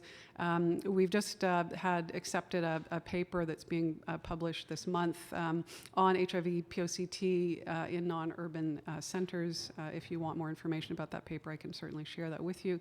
And POCT may also assist in linkages to care and treatment, which is really important for those folks who have a reactive test. This is what the packet looks like. Some of you have probably already seen this. We've had the good fortune of working with Rick Galley from INSTI, from Biolytical rather, and we're able to bring some of these test kits to Halifax, Nova Scotia, and work with the Mainline Needle Exchange, the Low Threshold Methadone Program, and the Native Friendship Center to provide this testing opportunity to individuals. And what we heard was, that's great, love the technology, but can you please tell me whether or not I have hepatitis C? So that leads to the question of, can we do more with this kind of technology and look at the possibility of multiplex. I'm gonna try this and see how we go. This is meant to be a little video that maybe some of you have not seen before. I'm going to show you how to create a stunning professional website. That's Wix. totally not it. Welcome to the first ever nacho spot. What I love about Wix is you can change anything you want. Huh? Go back. Sorry, I can't hear you over that. What am I doing? Oh, skip the ad, sorry. Oh my God, so we've missed some of Rick Galley. No, it's started. That's okay? For individuals coming forward for testing in remote settings. So access to testing is simplified and less complex than traditional models. And it also makes the testing process very simple for test providers who often have to face large numbers of people coming forward for testing at one time. Our test currently is in use in about 59 countries worldwide, including North America, Europe, Sub-Saharan Africa in particular. The test contains everything that's required to conduct the test on a subject. The alcohol swab for cleaning the finger at the puncture area, a single-use safety lancet to do the finger stick with, a capillary action pipette to collect the sample, the reagents required to do the test, and the membrane cassette where the test is conducted into. So briefly, after the blood is collected, it's added to solution 1, mixed gently, poured into the membrane unit, allowed to flow through for a few seconds, followed by solution 2, which is your color indicator. That also then is poured in and flows through in a few seconds. And the last step is to add the clarifying reagent, and the results are then ready for interpretation, all within 60 seconds.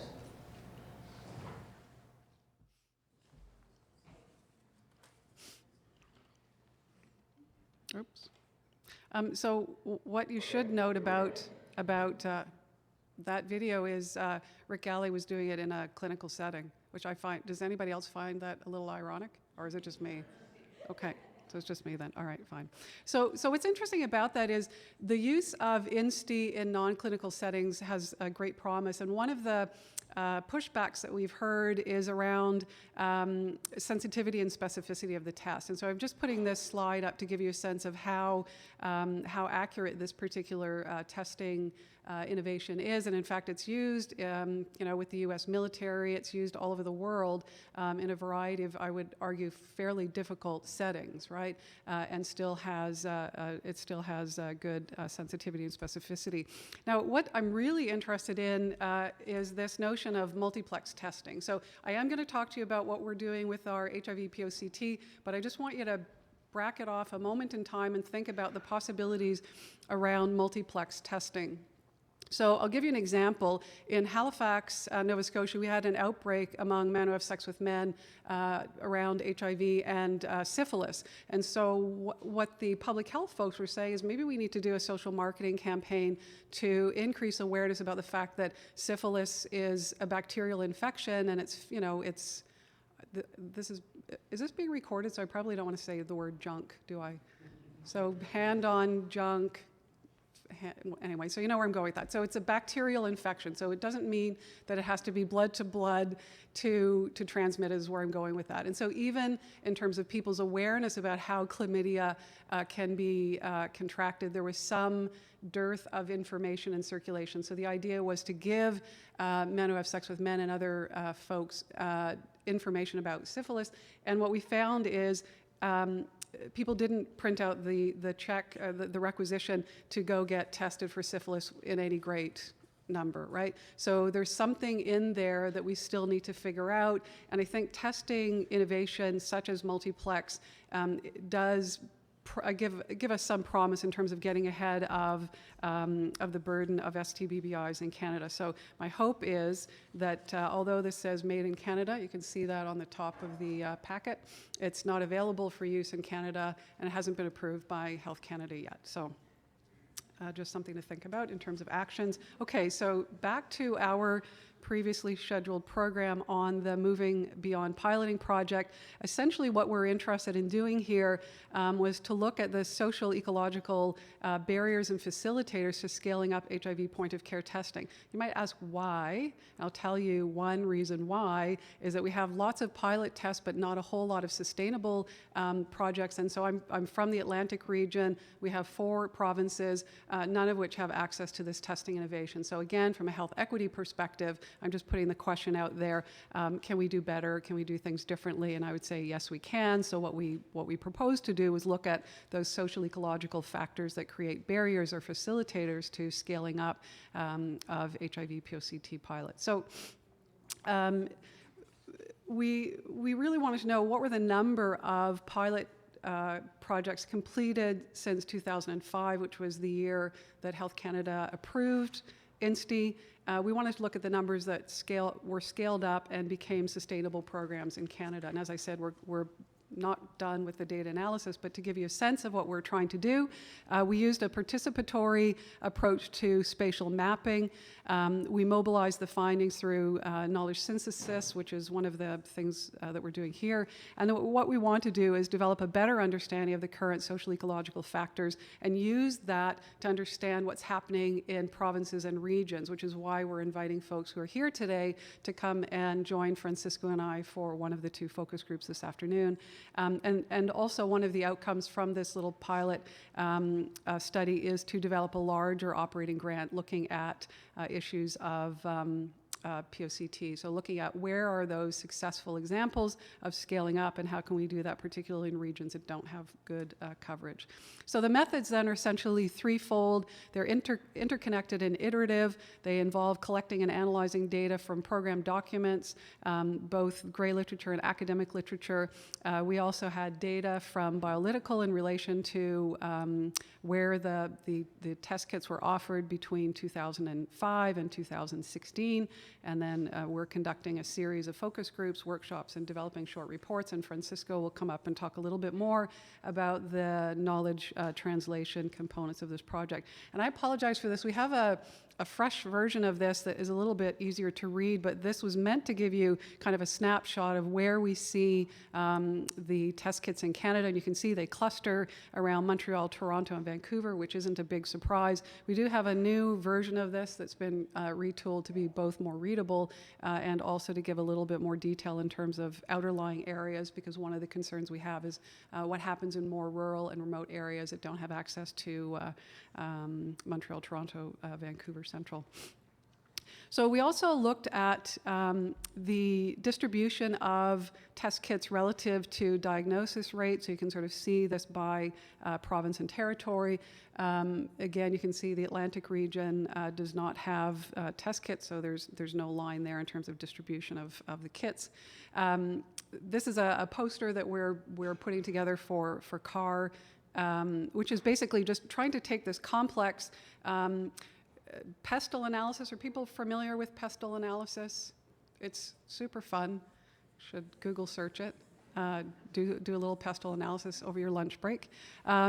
So it looks at political, economic, social, technological, environmental, and legal issues that actually create context whereby HIV POCT happens or doesn't happen.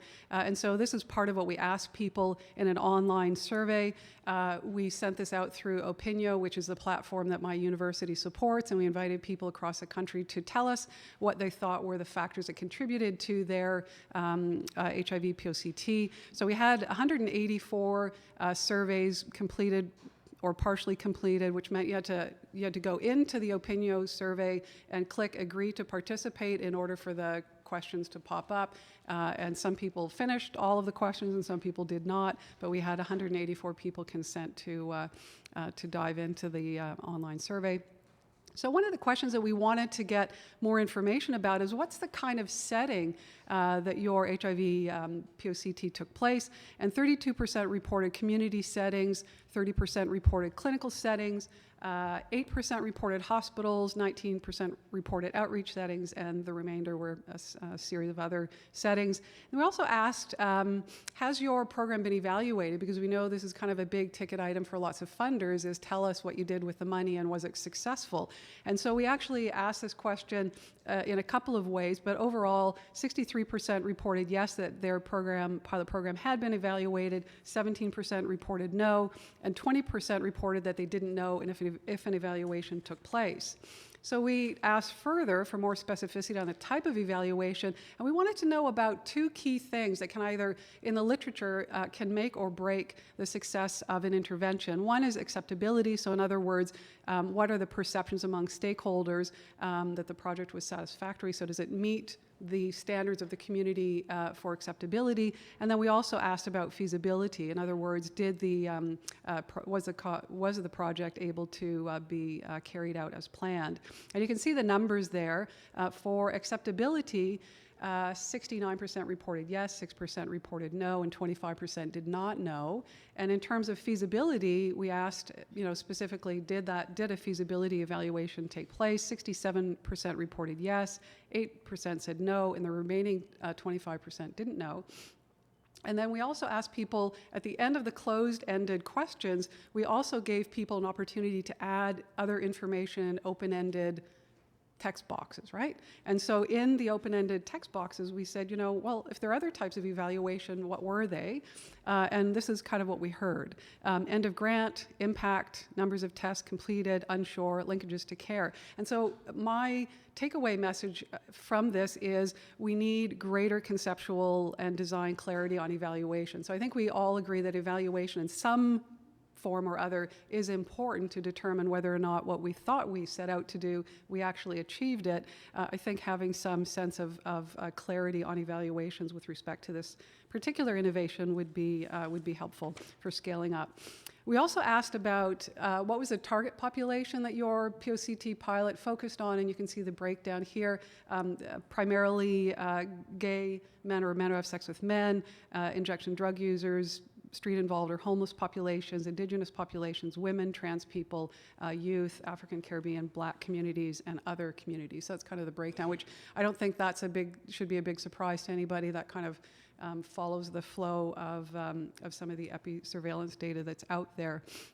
Now here's where it starts to get really interesting. So we asked about continuation of HIV POCT after the pilot phase, and 55% reported yes, 32% reported no, and 13% reported not knowing whether or not their pilot became a sustainable or continuing HIV testing program.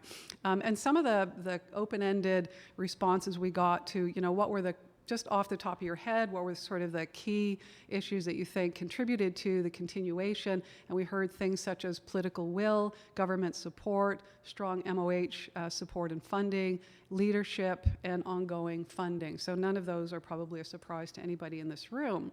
But we did use the PESTEL analytic framework to look more closely at some of the open-ended responses that are looking at the political considerations around scaling up POCT, economic issues, social issues, technological issues, and environmental and legal. And we also asked people to consider other factors that might be involved in scaling up of HIV POCT in their particular region. And this is just a very rudimentary sort of analysis that we looked at. The vast majority of people spoke to political and economic issues, which again, I don't think is that surprising. What I did find surprising was the technological bit wasn't as high. I thought it would be higher than that, but that's okay. And then there's also a lot of concern around criminalization of non-disclosure, right? So I also thought that legal would be higher. So in other words, if getting tested and knowing your status can be seen as a disincentive because of this other notion of criminalization for non-disclosure, I had assumed that would be higher, but I was proven wrong. In terms of next steps, and this is where Francisco Ibanez Carrasco can come to the mic, please. Thank you. So Francisco, for those of you who don't know, is the whiz kid in knowledge translation and exchange. And so part of the involvement of Francisco and his crew from OHT and now St. Mike's is to provide some of the KTE steps. So I'm going to turn it over to Francisco for the rest. Thank you. Hey, how are you doing? You might be wondering, I have lots of friends here. I've been coming to Winnipeg as a happy settler for a long time, for 15 years, and they used to bring me to entertain and herd the cats when the Manitoba AIDS Coalition used to exist.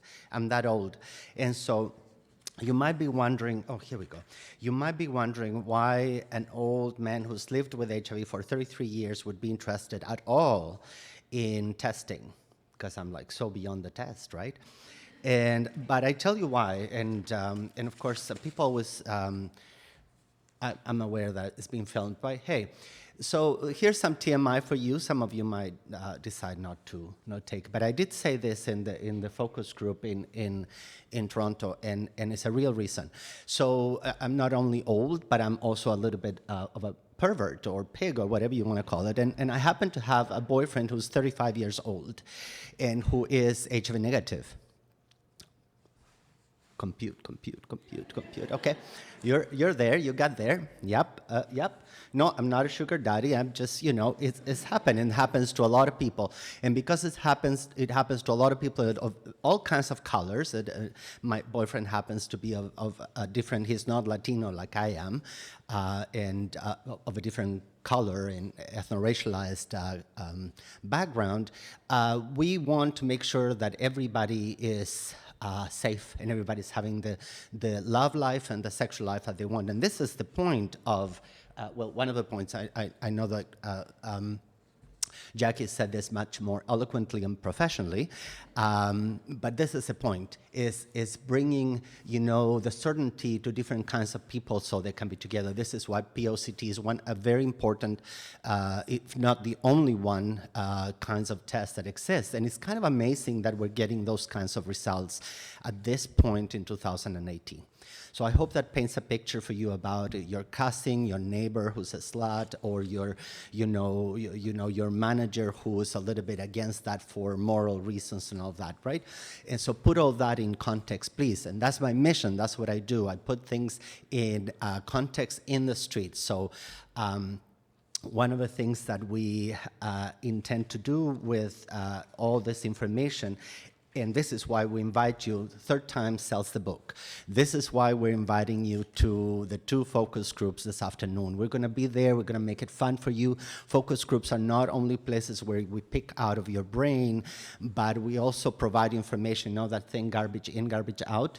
So we don't provide you garbage, we provide you good information so you give us good ideas that are feasible feasible and acceptable, as Jack has mentioned, in your locale, in your health services, in your various cultural groups. So please come to that and listen to what we have to say and give us, just vent out. We're happy. We brought a fan just in case things hit. Very important. I travel with those to do my hair. So the next steps are that we're very interested in organizing a more concerted project and through CIHR. I just heard in the room, there's nothing like coming to Winnipeg. I love it. You know, there's always a buzz somewhere else, and I have my ear to the ground. I'm working here on different projects I'm not going to tell you about because it'll confuse you terribly, but I have amazing friends who are peer researchers who are the most important KTE knowledge transfer and exchange people you can imagine. These are the people who actually walk down the street and, like us, we're just some sort of Olympus in the academia. Yikes. So we're trying to organize an operating grant really to figure out the importance and what are the barriers and facilitators in a more systematic way across the country on POCT. We have a presentation coming at the Canadian Association of HIV Research, which unfortunately is the only, unlike this amazing, more local events, is the only conference we have on HIV, because we know we're getting old and but it's kind of crazy that's the only place we have, isn't it, Alex? Yes, you know it is crazy, because we should. I mean, we have an amazing Indigenous conference, but it's not every year, right? So, and they do work really hard on that. So we're going to that. If you're there, come and visit us. What is that? What else are we trying to do? Oh yeah, we're good. CPHA acronyms. Canadian Public Health Association. Thank you. See, I'm nothing without Jackie. Nothing.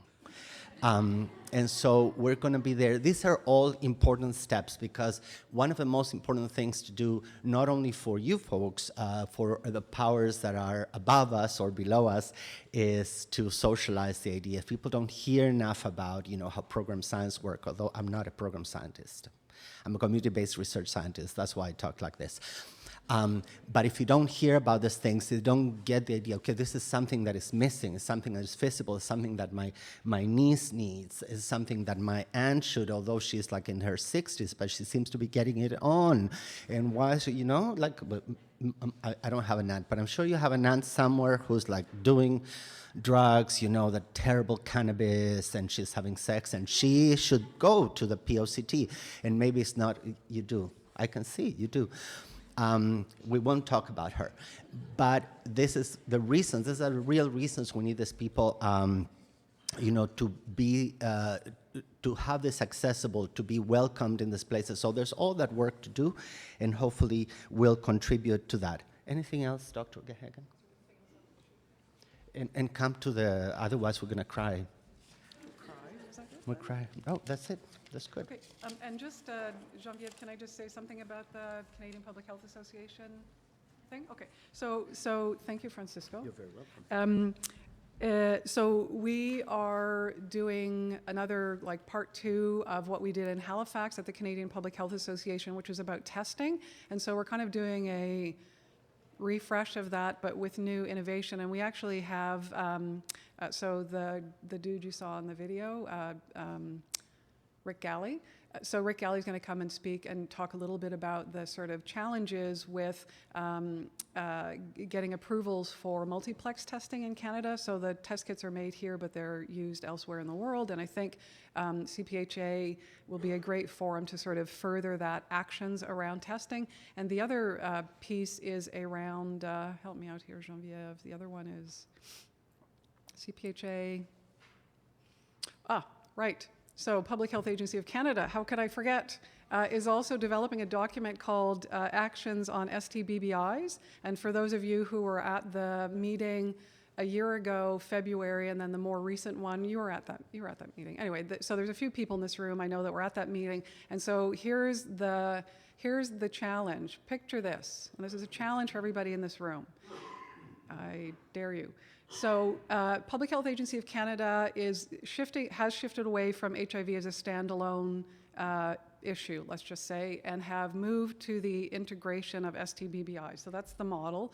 And so that creates opportunities, but it also creates complexities around how you move the testing component forward when there is an approval process that is somewhat antithetical to getting new testing innovation out to populations that can benefit from it. So if we look at the example in the UK, and I spent a lot of time in Scotland, and when they rolled out PrEP, they rolled out access to home test kits. So you could go into the Boots drugstore and get your test kit. And if you're in a serodiscordant couple, and Francisco likes to overshare, so you heard that example of what do you do if you don't have access to testing and you're in a new relationship, and if you are determining whether or not PrEP is something that is a tool that you want to use, having access to sort of low threshold opportunities for testing kind of makes sense. So the UK, I think, is a nice example of how they've taken those actions and mobilized it into, does anybody know where the Shetlands are?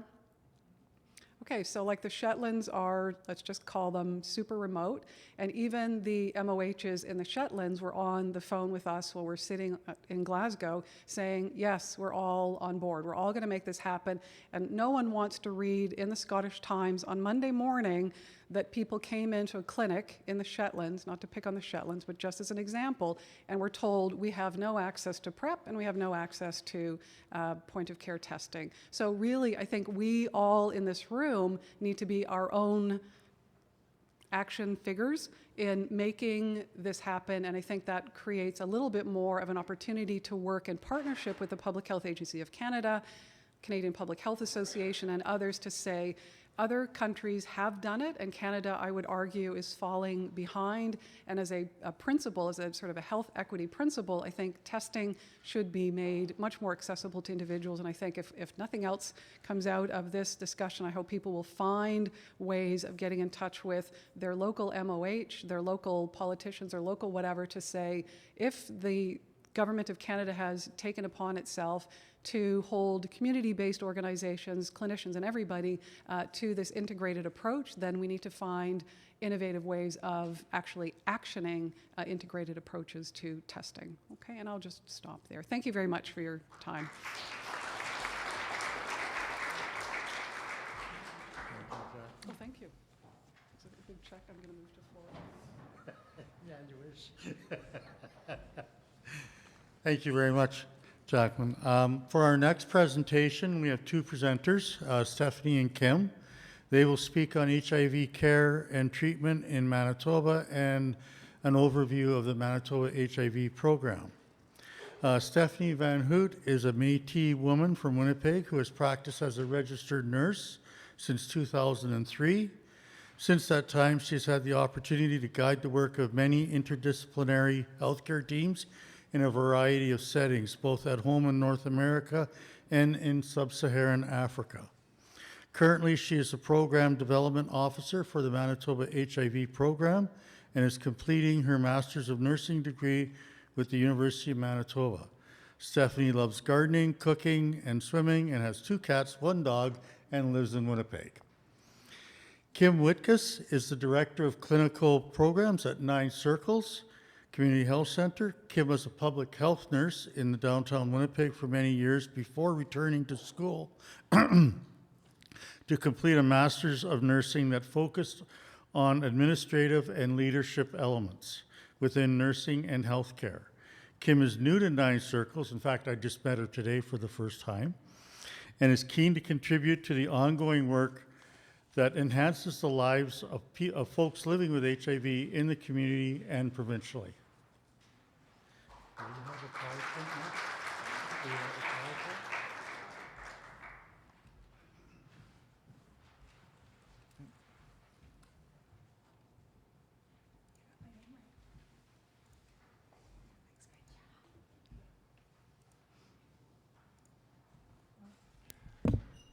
Oh, hi, good morning. So I'm Stephanie. I don't know, I think I know quite a few people here, so it's a friendly crowd for me, which is great. I tend to get nervous when I speak, so if I start to lose my voice, I apologize. So we're here to talk about the Manitoba HIV program and a little bit about HIV here in the province of Manitoba. So let's get started. Ooh, well, I apologize. If some people have already had the opportunity to see many of these slides. It's kind of my 2016 epi spiel. I've traveled around a bit this past year giving this. So I just thought it would be important to provide a bit of an overview on HIV here in Manitoba. So if we look here, this first slide, it's looking at where people in Manitoba have HIV. And so this is the percentage of clients per region out of total number of people that are diagnosed.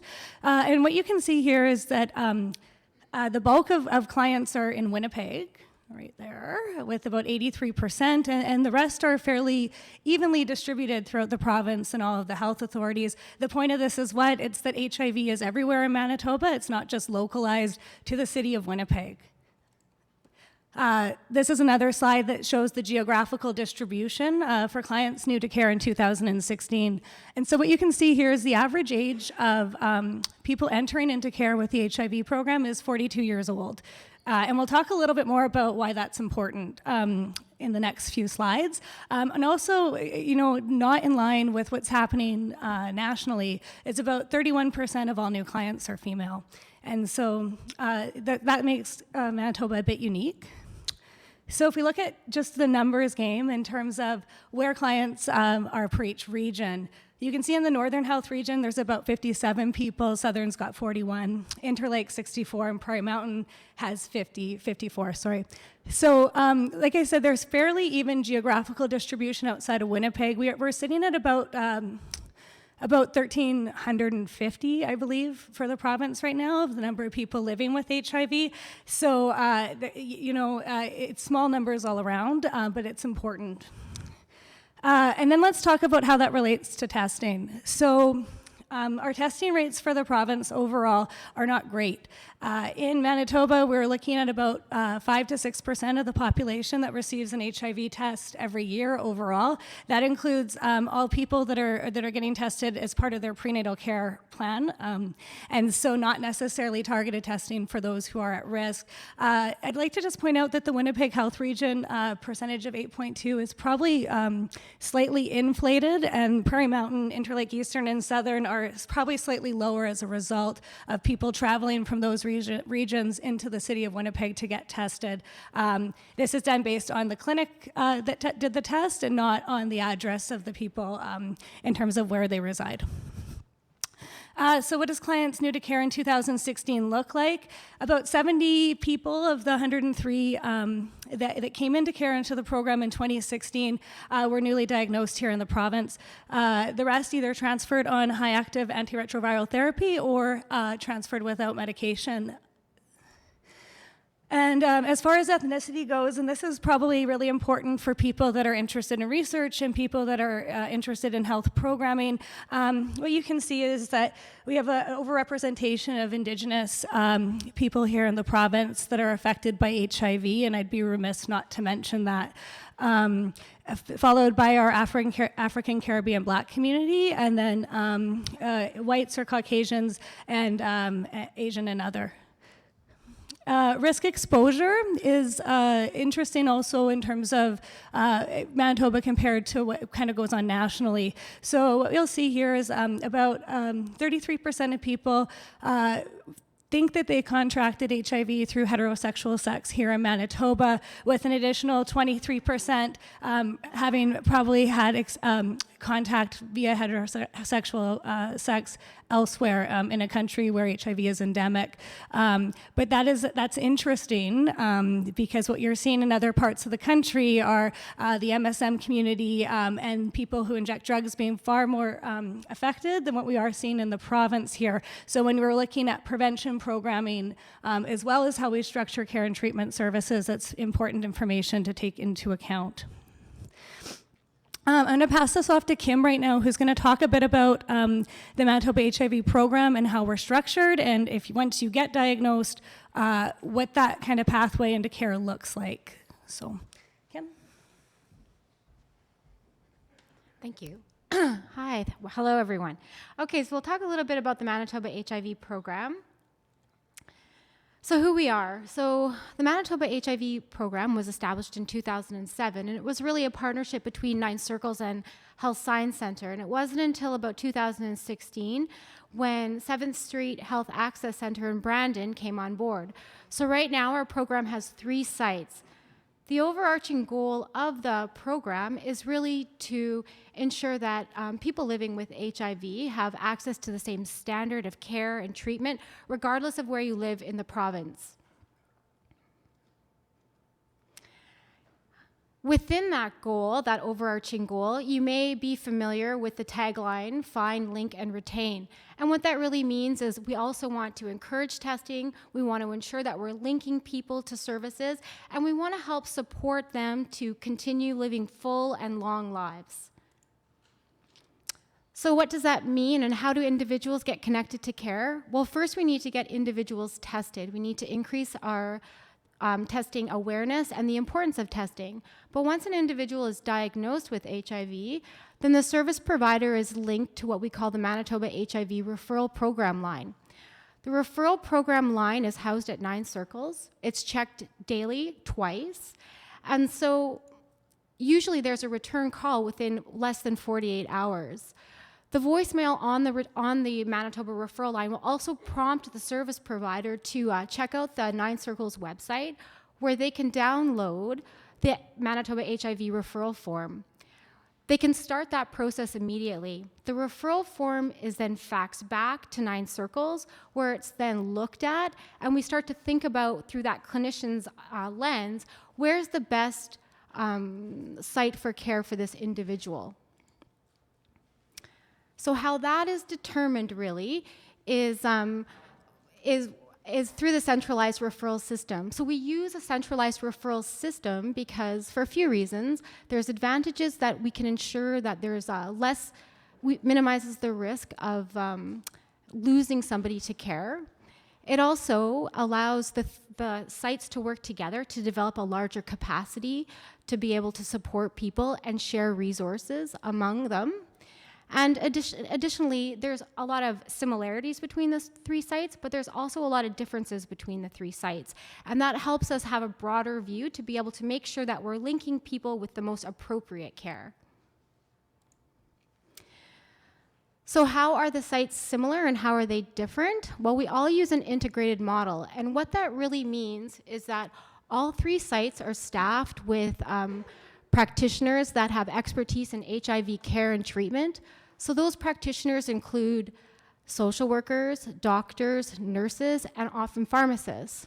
How the sites start to differ is both 9 Circles and 7th Street Health Access Centre embed their HIV care in primary care clinics. So they're able to offer that community-based primary care with HIV services. How Health Science Centre differs is that we also deal with a lot of people or support people who have primary care already in place for them. So Health Science Centre becomes that specialized place where they go just for their HIV care and treatment. Both 9 Circles and 7th Street Health Access Centre are community-based. And what that really speaks to is the fact that we know when we're working with specialized populations that they sometimes need a little bit of additional support in order to excel and enhance their HIV care and health. What health sciences can offer is they'll take the lead on supporting people who don't live within the city. So they fly into the city for care and treatment. And they'll also have a nurse practitioner on site. So if somebody does arrive from outside of the province that has a primary care need, they can also help them with that as well. Brandon also plays this role just because they're geographically based. So they'll also support people who don't particularly live in Brandon, but live close enough to Brandon that it makes more sense for them to get their treatment there than come to the city of Winnipeg. So I'm going to talk a little bit about the shared resources.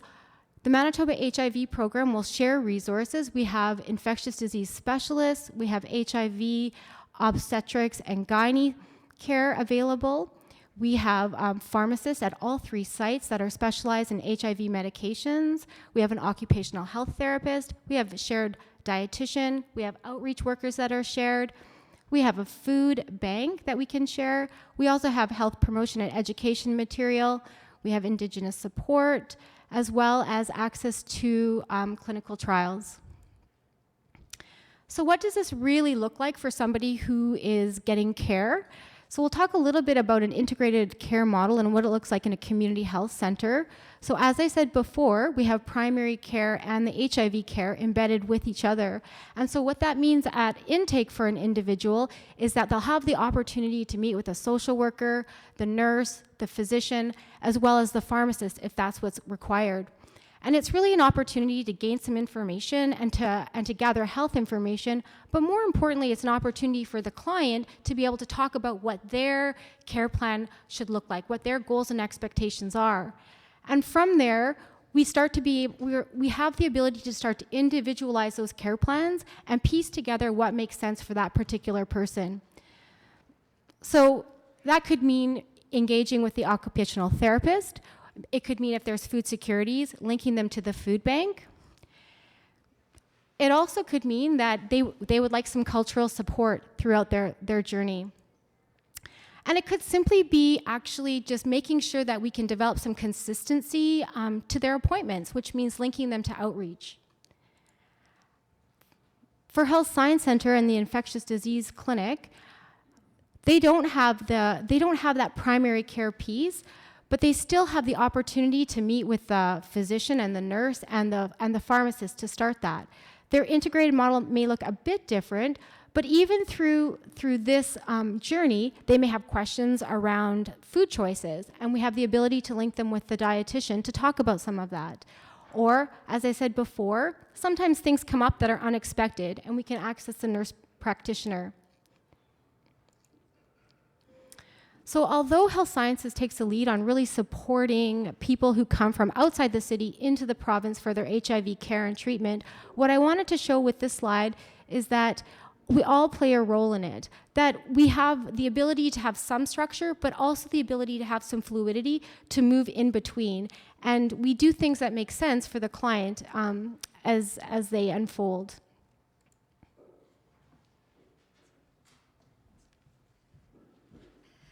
Okay, thanks, Kim.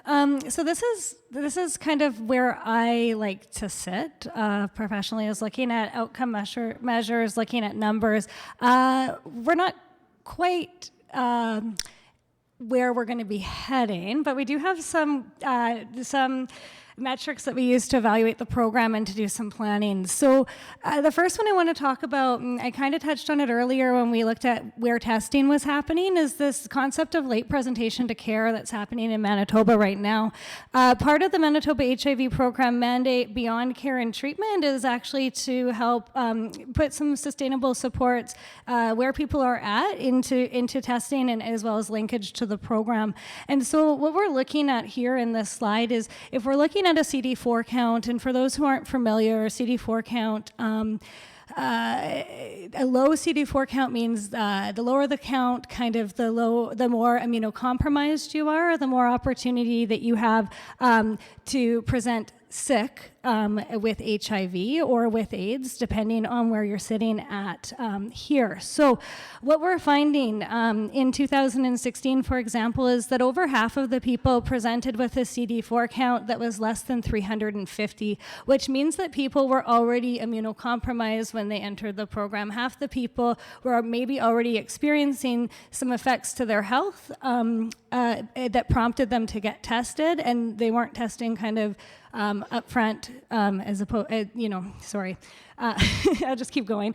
And then outside of Winnipeg, it's about 42% of people that were tested with a CD4 count of less than 200. So these people, if they had any kind of presentation of symptoms of the acquired immunodeficiency syndrome, they would be in line to have an AIDS diagnosis. And so so that's quite concerning to the program and why we really want to expand testing outside of Winnipeg.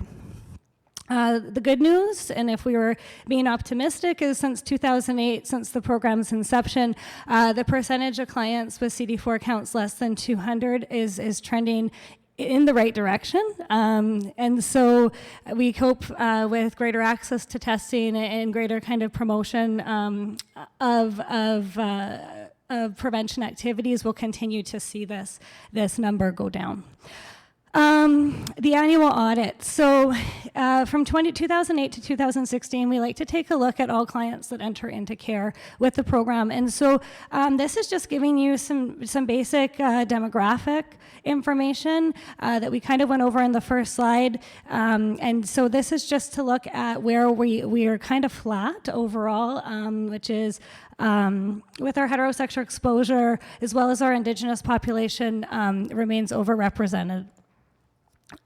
So Leigh McCarty, who spoke earlier this morning, works on a lot of our data analysis for this audit, and then also is looking at a care cascade for Manitoba. And we're trying to get one off the ground and get one going here in the province. And so for those that don't know, or maybe this isn't super familiar to you, UNAIDS put out some targets related to 90-90-90. You'll hear that rhetoric quite a bit around the HIV world here. And really what that means is it's a percentage of people that are, first of all, successfully diagnosed with HIV, and so they know their status. And then from those people, 90% of those people are placed on high active antiretroviral therapy, and of those folks, 90% of them have achieved a suppressed viral load or successful treatment. And so where we are with clients that were new to care in 2016, at least for their first year into treatment, is 97% at the time of the audit were successfully linked to our program. Of those, 92% were retained for their first year in care. Of those, 95% were placed on HART, and of those, 83% achieved a suppressed viral load. So what this is illustrating, or the whole point of this, I guess, is that once people get diagnosed, they actually fare quite well. And we should be celebrating that. And so there's sometimes concerns that if we do too much testing, that we're going to be creating negative outcomes for people. And I know that socially and other factors will probably determine that a lot more than the HIV program itself, which is actually doing a really good job at successfully placing people on treatment and supporting positive health outcomes. This is the same slide. So what we are looking at in June 2017 is for the program overall. So approximately 1,350 people in the province. Out of those people, 82% were virologically suppressed. So they were successfully on treatment and maintaining that. So that's great news. And then for 9 Circles specifically, they're seeing about the same thing as the program overall. And so that's it. That's all we have today. And thank you for your time.